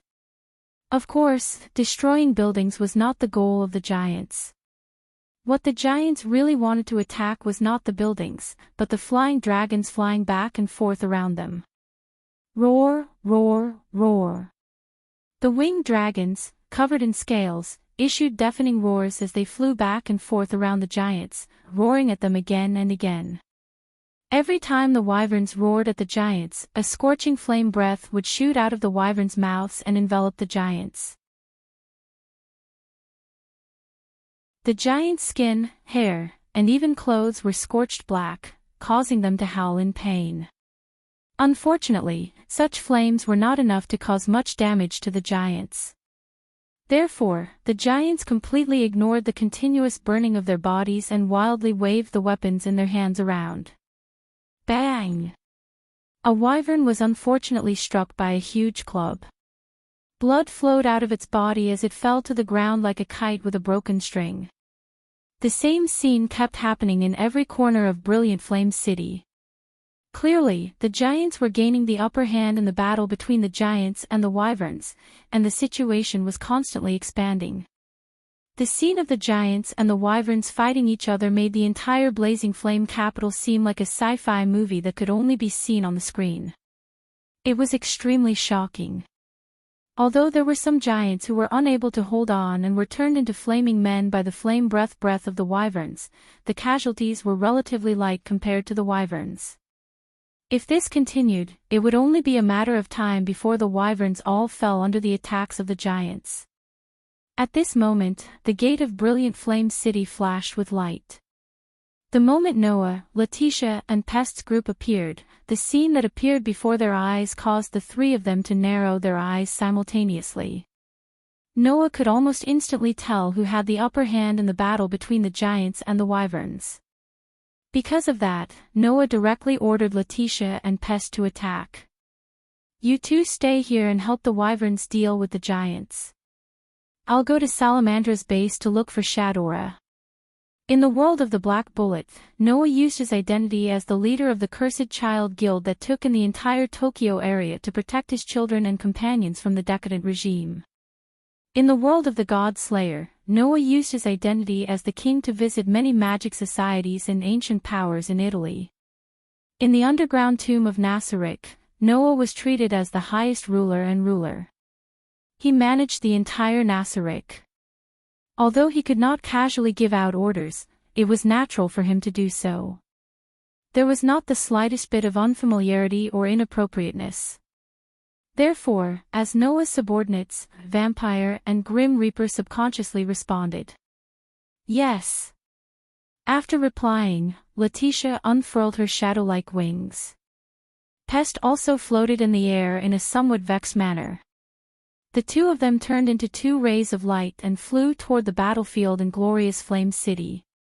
As for Noah, just as he was about to fly in the direction of Salamandra's base, he suddenly felt a sense of danger. Noah's figure suddenly became sluggish.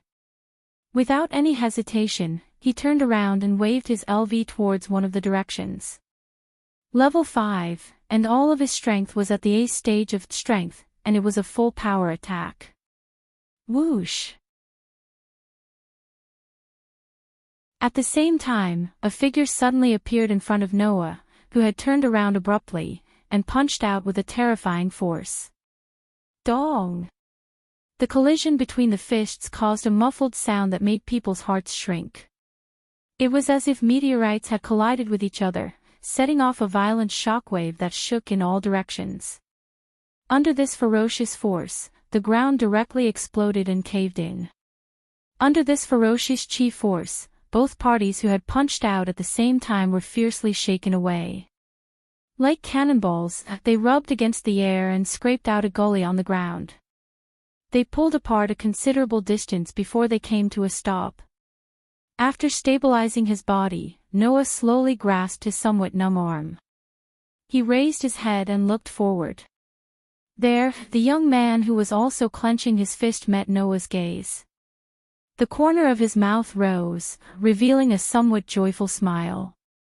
"We meet again." Hearing that, Noah narrowed his eyes. "We meet again." "Yes. We meet again." Although Noah could not see the other party's appearance because of the black robe last time, the familiar aura that he felt with his perception ability allowed Noah to easily recognize the young man. Are you the black-robed man last time?" "Sorry, I don't seem to have introduced myself." The young man raised his clenched fist and looked at Noah with a pair of golden eyes that flashed with light. "Although I can't say my real name, others call me Your Highness. Please take care of me." "Your Highness." Noah straightened his body and spoke very calmly. "Since you can introduce yourself to me with such a title, then can I assume that this joint attack on the Demon King Alliance in the East, South, and North regions was ordered by you?" "You guessed wrong on this point," His Highness said without denying it. "Although I was called so great by others, I am not the one who actually made the decision. If I must say, I can only say that I have a little bit of status, right?" "I see." Noah first closed his eyes, then suddenly opened them. "Then, there is a reason to take you down."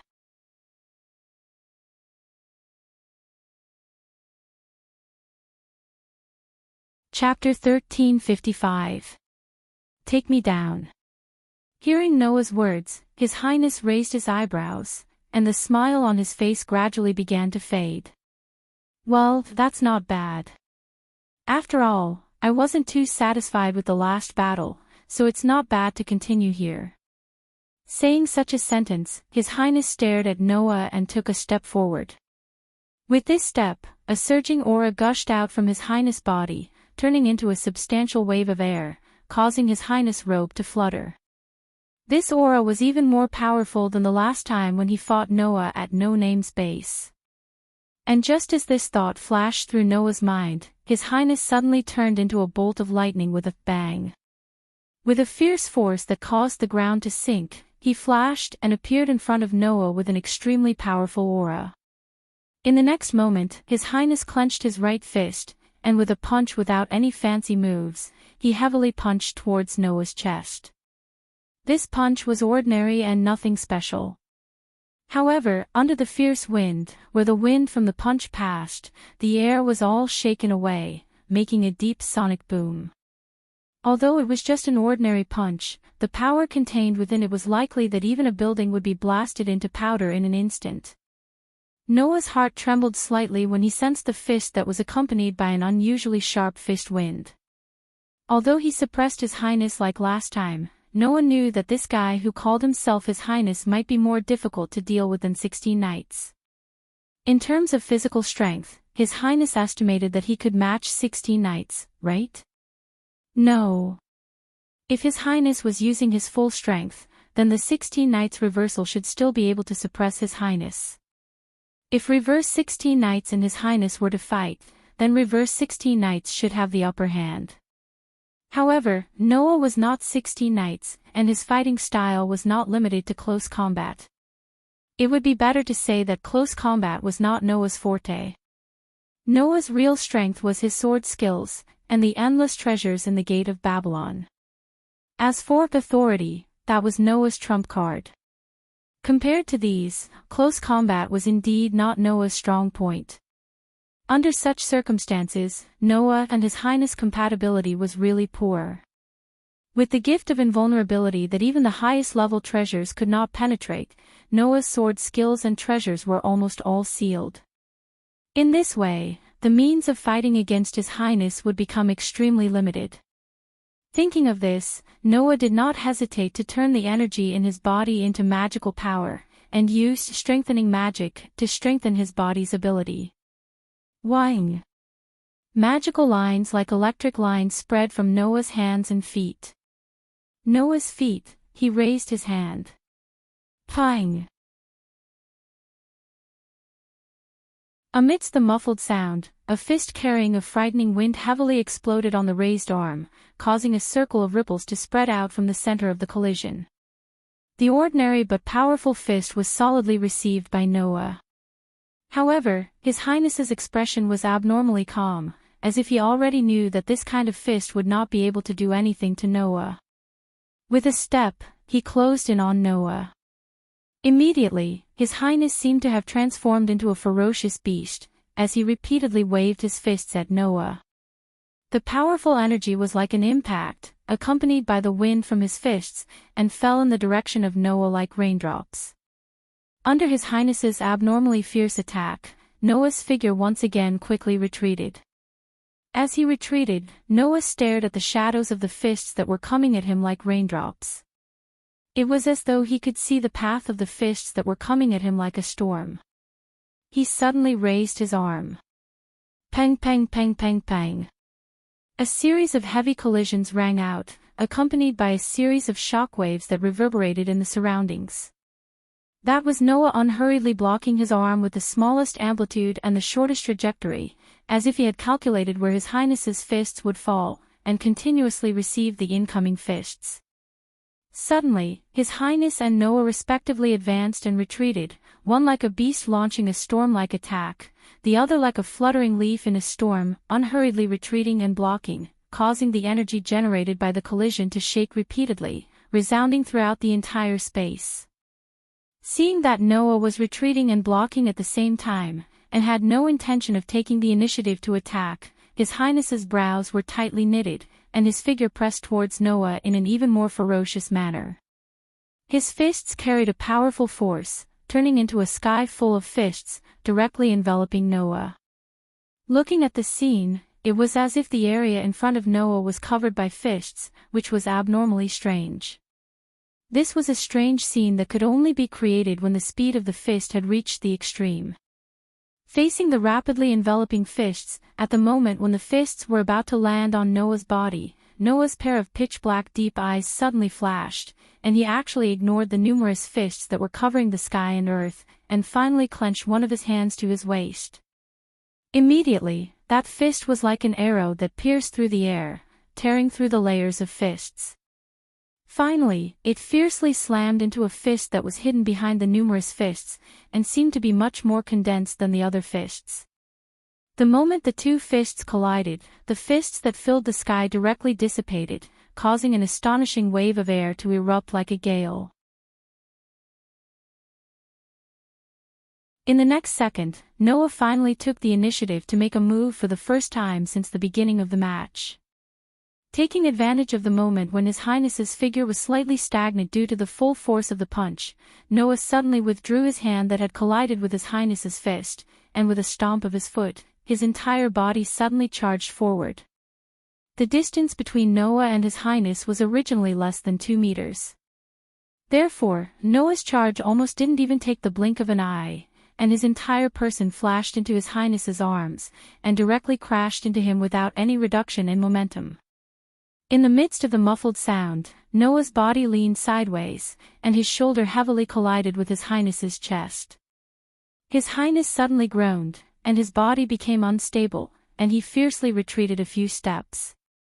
It was also at this moment that Noah directly turned around, and in the direction of His Highness, who was staggering backwards, sent out a powerful kick. A deep sound rang out in the field. His Highness was directly sent flying by Noah's kick. Whoosh! In the sharp sound of breaking through the air, His Highness, who had turned into a cannonball, rubbed against the air, and heavily smashed into the wall of a building in the distance. The entire building, together with the wall, was smashed into pieces. As a result, the smashed building turned into rubble that filled the sky, and collapsed, burying His Highness's figure that was much smaller than the building itself. However, in the next second, the buried pile of rubble suddenly burst open. Inside, His Highness's body was like a bullet that shot out of a barrel, and violently shot in front of Noah. This time, it was His Highness's turn to unceremoniously slam into Noah's body. It was like a collision between two meteorites. Amidst the sound of the collision that made one's scalp numb, this time, it was Noah's body that was sent flying. He turned into a cannonball and slammed heavily into a lighthouse, breaking it in half and collapsing it.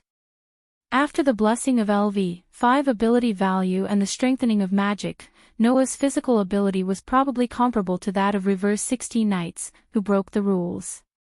As for His Highness, although he was a little weaker than Reverse 16 Knights, the gap was not so big that it was unimaginable. Therefore, in a pure hand-to-hand battle, the advantage of both sides was not particularly obvious. In this way, both Noah and His Highness were ruthless. In the next moment, the ground was trampled by a terrifying force, causing a heavy sound. Two figures blasted out separately, rushing towards each other at an extremely fast speed that was not much inferior to the speed of Universe 3.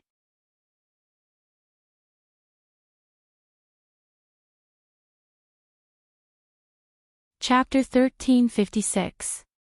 Dong! The collision seemed to shake the air, causing the ground to tremble. Like living meteorites, Noah and His Highness both had burning eyes and were filled with fighting spirit as they faced each other. Pang pang pang pang. The muffled sounds that would hurt people's ears kept echoing in the space. At this moment, the two seemingly ordinary fists continued to greet each other, but they kept colliding with each other. Pang pang pang pang. Like heavy rhythmic syllables, the intense muffled sounds kept rising. At this moment, the two sides who were constantly waving their fists at each other intertwined, entangled, and separated in the space. They kept repeating the same action, causing the atmosphere in the air to become extremely fierce. After all, no matter which side it was, their strength was overwhelming. That fist, once swung out, would shake the air. That fist, once hit, would cause an impact. Affected by that kind of power, the ground had already sunk down repeatedly, causing spiderweb-like cracks to spread out continuously on the ground. It was quite a shocking scene. If one was hit by that kind of power, it was believed that even those who were confident in their physical strength would be turned into a pile of minced meat in an instant. Because that kind of power, even if it brushed past the body, would cause an ordinary person's skin to burst open. Because that kind of power, even if it hit the skull, would cause the hard skull to shatter like tofu. However, Noah and His Highness, who were both facing this kind of power, were completely fearless as they faced each other. In the face of a fist that could shake the air and scratch the skin, they also gathered all the strength in their body and bounced it off. In the face of a blow that could smash the skull at any time, they resisted it head-on with their burning immortal fighting spirit. Pang pang pang pang. The muffled sounds were incessant. Their arm strength was the same. Their leg strength was the same. Even their physical abilities were almost the same in all aspects. Under such circumstances, Noah and His Highness could only wave their fists, and continuously wave their fists, greeting each other with punches without any fancy moves. After all, when both sides had the same strength, there were only two ways to determine the outcome of the battle. The other was to win by using one's wits to launch a surprise attack. One was a contest of perseverance, to see who could hold on until the end without collapsing. If he didn't do so, it would be impossible to determine the outcome of the battle when both parties had almost the same amount of power. Therefore, Noah and Her Highness could only carry a burning fighting spirit as they swung their fists at each other again and again. Every time they collided, they would be able to incite a violent force that would shatter the earth, break through the atmosphere, shatter the buildings, distort the space, and turn the places they passed into ruins. Presumably, no matter who it was, if they suddenly got involved, they would be affected, right? If it was an ordinary person, they would have been directly engulfed by the shock wave like a meat grinder, spraying blood and minced meat all over the sky. This was how intense the battle was. However, those who fully understood Noah would definitely find this battle situation inconceivable. Why? Because, even if his sword techniques and treasures were sealed by the invulnerability, Noah still had a trump card called Authority. That trump card, once taken out, should be able to reverse the battle situation in an instant, right? However, for some reason, undoubtedly, even at this stalemate, Noah still did not have the thought of using his authority. No. It was not that he did not have the thought of using it. In fact, Noah had long wanted to use his authority to take down Her Highness in one fell swoop. However, for some reason, every time Noah wanted to use his authority, an inexplicable uneasiness would attack his heart, causing him to instantly dispel the idea. As a result, the battle situation remained in this stalemate. Not knowing if it was because she saw the uneasiness in Noah's heart, Her Highness, who had taken advantage of the situation, stared at Noah's face and suddenly smiled. You seem to have a good intuition, and vaguely felt something, so you have been suppressing your true strength, right? Hearing this, Noah's heart tightened, and his footsteps suddenly staggered as he retreated rapidly. However, Her Highness did not seem to give up. She turned into a bullet and continued to attack Noah. However, your intuition is right. If you use the same strength that you used last time, I can only use my trump card to respond. In this way, that guy will definitely wake up from his long slumber. What's more, if our strength collides and produces too great a shockwave, that guy's seal will be destroyed in the worst-case scenario. Then, we'll be screwed. Zhang Tai said. Zhang Tai continued, but, your intuition is right. If you use the same strength as you did last time, I can only use my trump card to respond to you. That guy. Seal. Noah maintained his retreat as he stared at Her Highness who was fiercely attacking him, and said in a deep voice. In other words, in this capital of flames, there is something terrifying sealed. Well, what exactly is it? Her Highness said unhurriedly. Although I still understand the actual situation, it has been less than 3 years since I was born. Even if I have some knowledge, it is only knowledge that was given along with my birth. Even if you ask me, I can only give you a rough idea, right? What? Noah's expression changed for the first time since the beginning of the battle. It has been less than 3 years since I was born. What kind of joke is this? Of course, Her Highness understood why Noah was so surprised. In this regard, Her Highness acted as if she was not talking about her own affairs. While rushing towards Noah who was retreating rapidly, she said very casually. Don't doubt it, this is the truth. I didn't grow up as a baby, but I had the form of a teenager when I was born, and I was given the knowledge that must be used to grow up as a baby. There are no parents who gave birth to me and raised me, so this is how it is. Hearing this, Noah's eyes fluctuated violently, and he suddenly stopped retreating. Her Highness was slightly startled, but almost like a conditioned reflex, she punched at Noah who suddenly stopped. Pang! Along with an unknown number of muffled sounds, Her Highness' fist was suddenly caught by Noah's palm. Noah just stared at Her Highness' face which was much more immature compared to his own, and couldn't help but murmur. I see, you are the same as me. Noah's words made Her Highness completely stunned on the spot. Same. What did he mean by that? Facing Her Highness' doubts, Noah just blinked his eyes and said faintly. Don't think so much, just like the literal meaning, I am the same as you. There are no parents who gave birth to me and raised me, and I am not a life that grew up as a baby. Instead, I had the form of a teenager when I was born, and I was given the necessary knowledge. Noah's words had an unexpected impact on Her Highness. You. What did you say? Her Highness subconsciously said. But undoubtedly, you are a human. That's right, I am a human, and I have always thought that I am a human. Noah's pair of dark and deep eyes showed a strong will. Although I did not experience the life that a human should have as a baby, and did not have parents who gave birth to me and raised me, I have a grandfather who adopted me, and companions who grew up with me.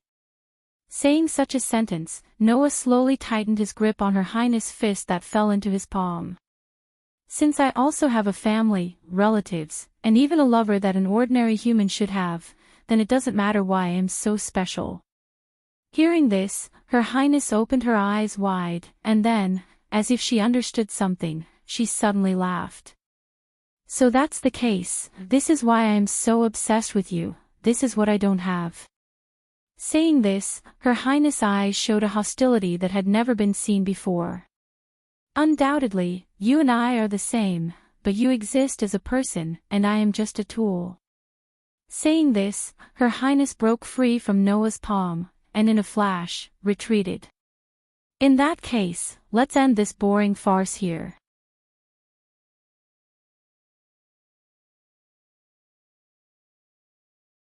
Chapter 1357. As if he didn't want to be entangled with Noah any longer, His Highness looked at Noah with unprecedented indifference. Although the aura on his body was fading little by little, the hostility did not decrease. Instead, it increased. Although it's very likely that the guy sealed here will wake up if I revive the game here, or even break the seal, it's not in line with my character if I don't use the chess piece in my hand. Let's start right away. After saying this, His Highness didn't give Noah any time to react and directly looked to his side. There, a figure suddenly flashed out without any warning. It was a playful and cute girl. Just like when he faced His Highness, Noah almost immediately recognized the girl's aura with his sensing ability. That aura was exactly the same as the other black-robed person who suddenly appeared beside His Highness at the end of the battle at No Name's base. It was similar to the aura of the other black-robed person who suddenly teleported His Highness away. That girl was Ling. However, in Ling's arms, there was a girl who seemed to have lost consciousness. Her whole body was powerless as she was hugged by Ling. That young girl had a head of dazzling golden hair that was as resplendent as the sun, and she wore a maid's uniform that was alternating between black and white. It was Letitia. Looking at the powerless Letitia lying in Ling's arms, Noah's face gradually darkened. His gaze towards Ling was shockingly cold. Wow! So scary. Ling seemed to be frightened by Noah's extremely cold gaze and took a few steps back with a stiff expression. That brother seems to be more difficult to deal with than I thought, Your Highness. I don't need you to tell me about this kind of thing. His Highness said expressionlessly. Ling, are you ready? Yes, I'm ready. Belle's cute face tensed up. But, Your Highness, are we really going to use it? It might break that guy's seal. I was a little hesitant at first, but now, there's no need to hesitate. His Highness said coldly. In any case, we've already planned to the end. If there's really no other way, then we'll just directly remove that guy's seal. There's no need to hesitate anymore. Since Your Highness says so. Ring fell silent for a moment before nodding. That's the only thing we can do. Hearing this, Noah had a bad premonition. Intuition told Noah. Now was the best time to take Letitia back. As soon as this thought appeared in Noah's mind, Noah chose to carry it out without any hesitation. Thus, in Noah's heart, the stone plate with the 10 patterns connected to it suddenly turned and pointed to the pattern of a divine bird spreading its wings. It was the incarnation of the phoenix.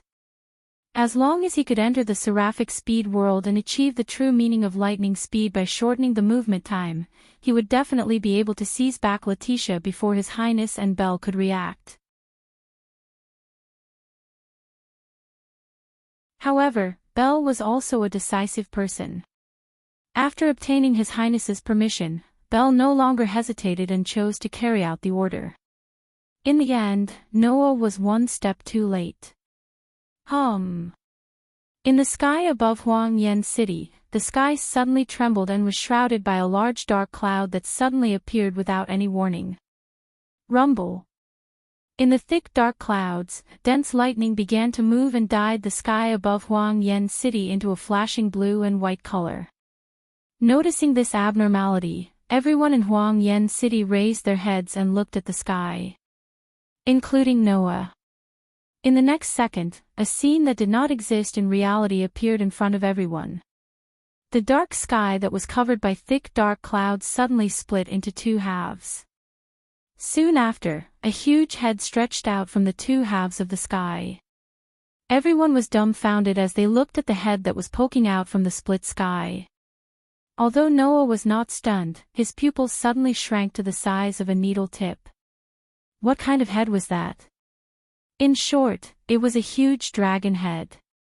It was not the ferocious dragon head that was unique to the West, but the divine dragon head that was unique to the East. The size of such a dragon head was comparable to that of Huang Yen City below. It could even cover the sky and the sun. In the next moment, a pair of scarlet eyes suddenly opened on the huge dragon head that covered the sky and the sun. Roar, roar, roar, roar. Everyone in Huang Yen City was shocked. The space was distorted and turned into a huge sound wave that attacked the city below like a storm. The terrifying roar reverberated between heaven and earth. At this moment, a terrifying pressure that was almost solid descended from the sky and shrouded the entire Huang Yen City. Under such pressure, above the dark sky, one could faintly see the divine dragon's head that covered the sky and the sun. A silhouette that looked like a castle slowly descended.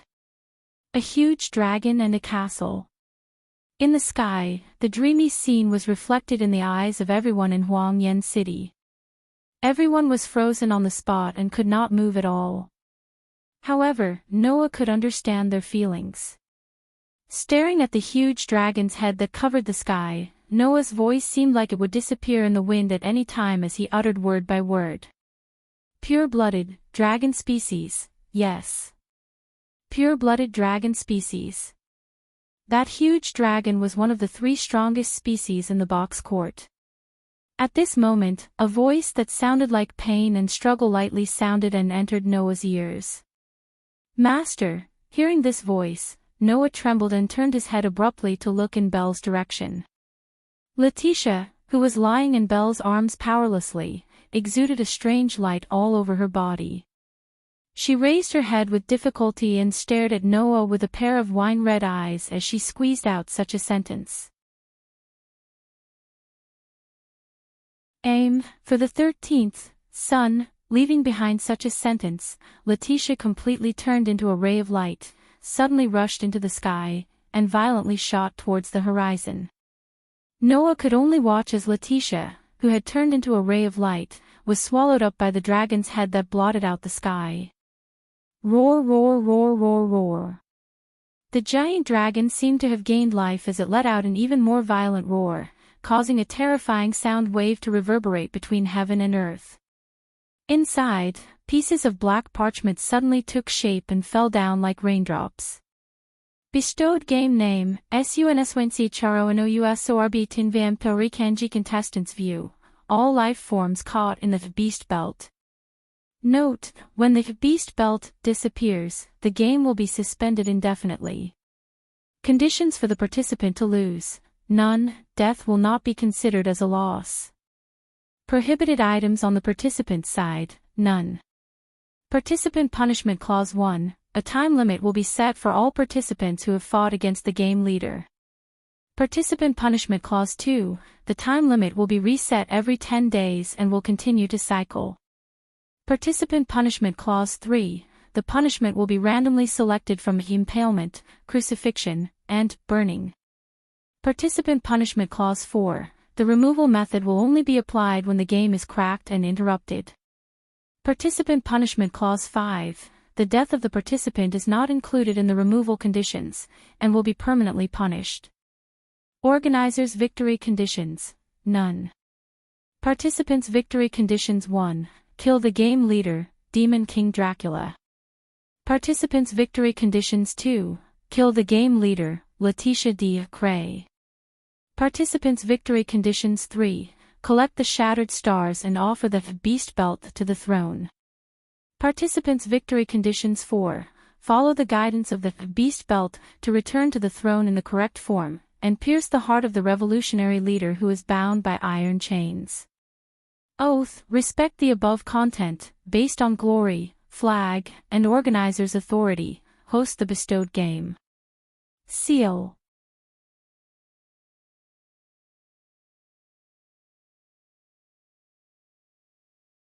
Chapter 1358. Bestowed game name: SUNSWNCHRON VM contestant view, all life forms caught in the beast belt. Note: in the event that the beast belt disappears, the game will be suspended indefinitely. Contestant defeat conditions: none, death will not be regarded as defeat. Contestant prohibitions: none. Contestant penalty clause: 1. A time limit will be set for all contestants who have fought with the game leader. Contestant penalty clause: 2. The time limit will be reset every 10 days and will continue to cycle. Contestant penalty clause: 3. The punishment will be randomly selected from impalement, crucifixion, and burning. Contestant penalty clause: 4. The removal method will only be applied when the game has been cracked and interrupted. Contestant penalty clause: 5. The death of the contestant is not included in the removal conditions and will be permanently punished. Host victory conditions: none. Contestant victory conditions: kill the game leader Demon King Dracula. Contestant victory conditions: kill the game leader Letitia de Cray. Contestant victory conditions: collect the shattered starry sky and offer the beast belt to the throne. Contestant victory conditions: follow the correct form of the beast belt to return to the throne and pierce the chained heart of the revolutionary leader. Oath: respect the above content, based on honor, flag, and host authority, host the bestowed game. Seal. It had to be said that the content of the game recorded in the pitch-black contract that fell from the sky was very absurd. Absurd to the point of being unreasonable. Especially the part that described the punishment clause. It was obviously emitting the most intense malice. Not only was there a time limit of 10 days, once the time limit was reached, the contestant would be randomly subjected to impalement, crucifixion, or burning. One of the 3 terrible punishments was not allowed to be removed even after death. It was like whipping a corpse, once every 10 days, and could only be removed after the game was cracked. This kind of malicious and twisted penalty clause was simply enough to arouse the anger of the heavens and the resentment of the people. As a game, it was impossible for such a punishment clause to exist. However, the organizer had given up on the possibility of winning, and also gave up on letting the contestants lose. In the end, there was no reward, no gain, and these angry punishment clauses were added into the game. This was a game that existed only for the sake of violence. In the end, either the organizer or the participant would die. There was no room for negotiation or compromise. Therefore, all the people who had obtained the contract documents in Brilliant Flame City turned pale in a split second. Their faces were full of terror. Noah, who was holding a pitch-black contract document that recorded the game's content, also lowered his head, letting the fringe on his forehead cover his expression. The contract stated that the leader of the game was Letitia. In that case, there was no need to guess who the organizer of this game was. Letitia once said, in the past, in order to avenge her clansmen who died in the civil strife, she once degenerated into a demon king and held a game that existed only for the sake of revenge. In the end, although No Name's former companions managed to free Letitia, they weren't able to crack Letitia's game. Instead, they used the method of indefinitely delaying the game as stated in the contract to separate Letitia from the game itself, sealing Letitia's game. Then, there was no need to explain the current situation. His Highness and Belle captured Letitia and used Letitia as a medium to unlock Letitia's sealed game, allowing this game that existed only for the sake of revenge to reappear in the world.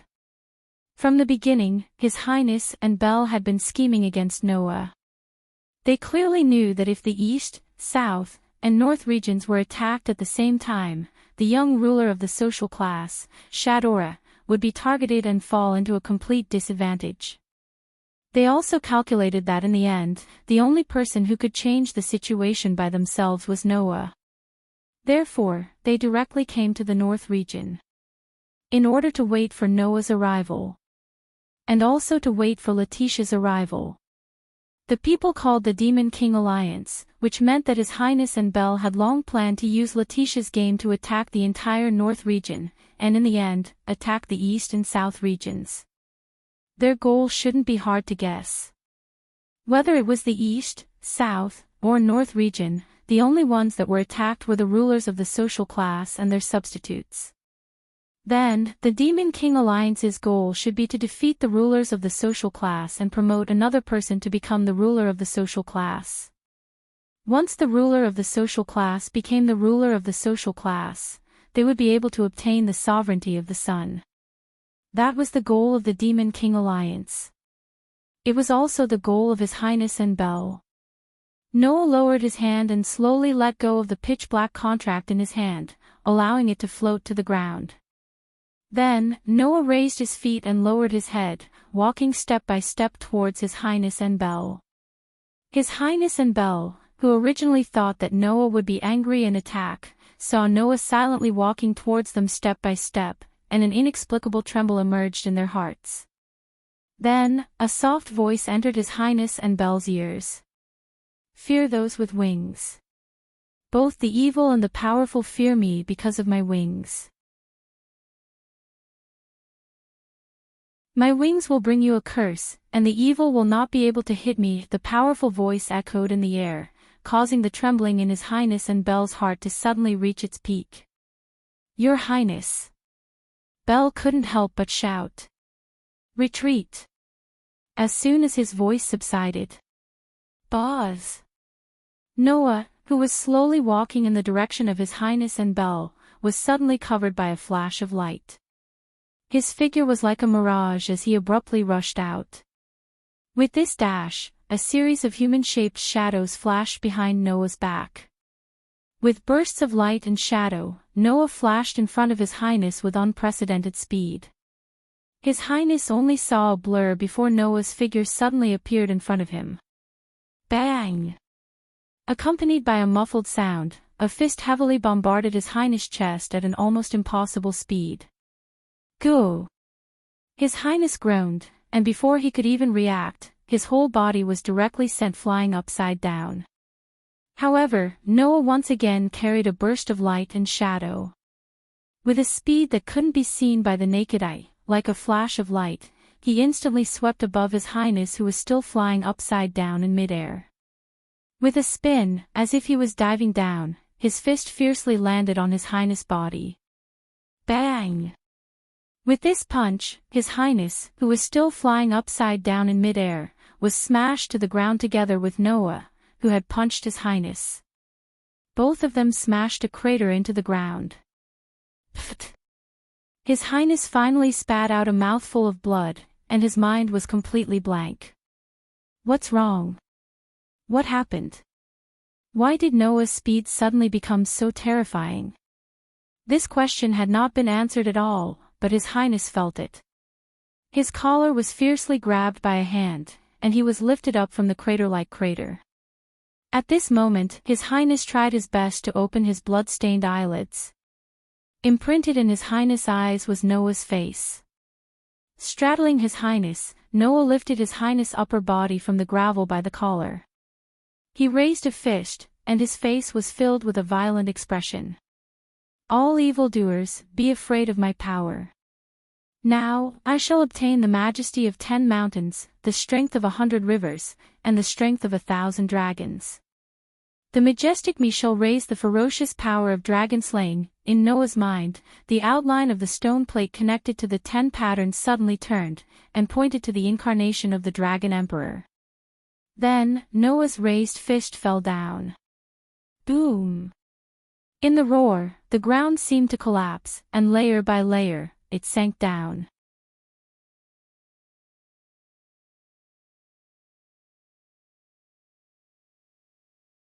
Chapter 1359. At this moment, the entire brilliant flame capital seemed to have encountered an earthquake and began to tremble. Kacha kacha kacha. Accompanied by cracking sounds that made one's teeth ache, cracks spread out on the streets of Huangyan City. In the blink of an eye, they covered half of the entire city. In such a violent vibration, the fire dragon that had the ability to fly was another matter, but the giants were shaken to the ground one by one, causing a burst of miserable howls. As for the center of the cracks that almost covered half of the entire Huangyan City, the ground was sinking layer by layer as if it was collapsing. The scene was extremely shocking. The incarnation named Dragon Emperor was one of the more complicated effects in Noah's authority. Compared with the other incarnations that generally only had 1 or 2, or at most 2 or 3 effects, that Dragon Emperor, among the 10 incarnations, had a total of 5 effects. 1. Able to transform the body into the physique of a dragon and exercise the power comparable to a giant dragon. 2. Able to have the power of dragon kill that causes great damage to dragons. 3. Able to obtain the ability of air scale that has a defensive power comparable to a giant dragon's dragon scales. 4. Able to let people have a close combat ability that surpasses wildness and intuition. 5. Able to materialize the Red Dragon Emperor's boosted gear and exercise the ability to multiply and transfer. However, although the abilities were complicated, in a nutshell, using this incarnation, Noah would instantly become a humanoid giant dragon that could multiply and transfer his own power and cause great damage to his own kind. After such a long time of self-enhancement of authority, the power of the current Dragon Emperor had far exceeded the past. Coupled with the blessing of Noah's LV5 ability value, the two were superimposed. With this punch, even a small hill could be smashed into pieces, right? Under the bombardment of such power, the ground with a diameter of more than 1,000 meters collapsed in the most direct way, causing the gravel in the sky to explode. It was as if the sky was falling and the earth was cracking. In the bursts of roars, the gravel fell in all directions. It was unknown how long this scene lasted. When everything calmed down, Noah's chest heaved up and down slightly in the center of the crater. With a face full of anger, he withdrew his fist that was deeply buried in the ground and lifted his other hand. Suddenly, in front of Noah, a pile of rubble was separated by Noah's movement. That was because Noah's hand was still holding onto the collar of a piece of clothing. With some strength, he pulled out the owner of the clothing that he had punched into the ground. That person was naturally His Highness.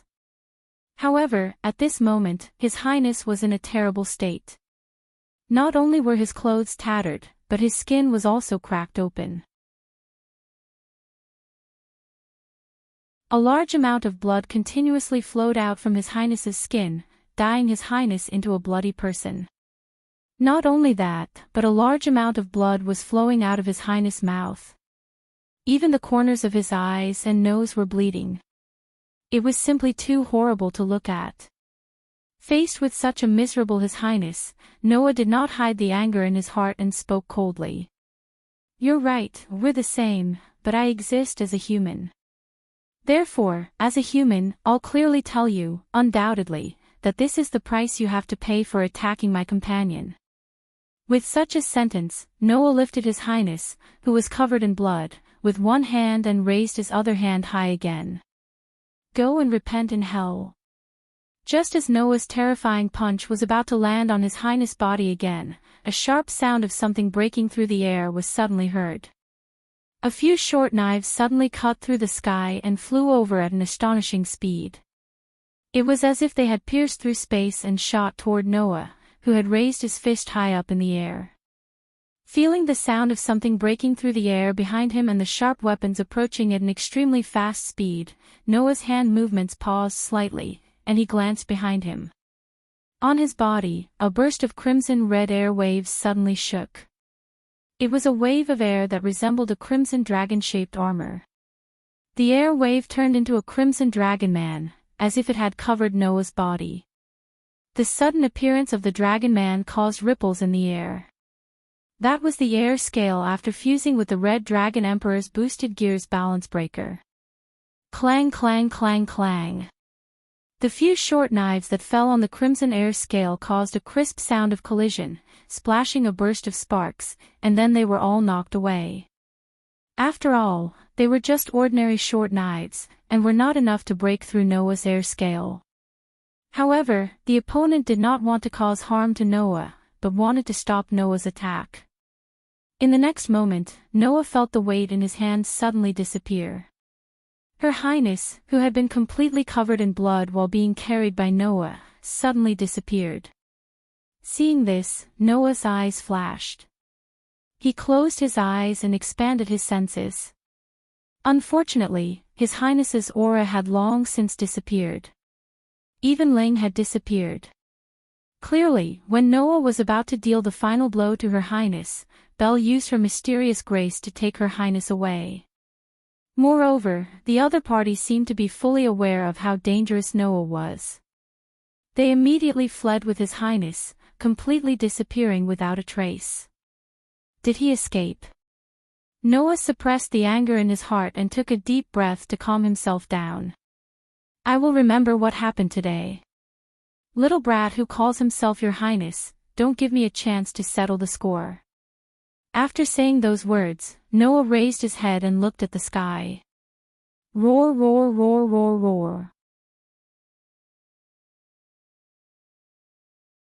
The gigantic dragon head that poked its head out from the split sky kept roaring at the blazing flame capital below.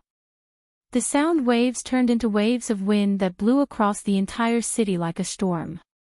Noah cancelled the use of the Dragon Emperor avatar and flew towards the sky. When the war in Huang Flame City was escalating, a pair of red jade-like eyes suddenly opened in the depth of a volcano in Huang Flame City where even light and sound couldn't reach. What kind of eyes were those? In terms of appearance, it could be likened to a red bead embedded in a broken wall. However, this pair of red jade-like eyes contained a gaze that no one could understand. It was a gaze that could not be described as ruthless. It was an expression that could not be described as ferocious. If one had to find a word to describe this expression, there was only one word. Terror. It was a gaze that could make an ordinary person's heart explode with the most primitive terror the moment they saw it. The owner of this pair of eyes slowly raised his head and looked towards the pitch-black sky, as if he could see the conflict on the ground far away. Along with this action of raising its head, the sound of chains clanging echoed in the air. That was natural. Because the thick and somewhat unnecessary iron chains were wrapped around its limbs and penetrated them, causing its limbs to be sewn into the rock wall. Although there was no blood, anyone who saw this scene would believe that the iron chain that was so tight that it had sunk into the flesh would bring indescribable pain to it, right? However, that kind of thing was of no importance to it. Compared to the physical pain, it could not accept the fact that it could not bring despair and terror to the world. However, that was not important. As if it felt something, it opened its mouth and revealed its sharp and terrifying fangs. He had comprehended. Perhaps it was not far from seeing the light of day again. It's time to welcome the final trial, me, human heroes. The voice kept echoing and did not calm down for a long time. You're tuning in to the LoveLore Library YouTube channel. We're so grateful for your support and don't forget to subscribe to join us on this incredible journey through captivating stories. Your generosity through donations truly makes a world of difference, as it's the primary source of revenue that allows me to expand and enhance this channel for you. Thank you from the bottom of my heart for being a part of this adventure.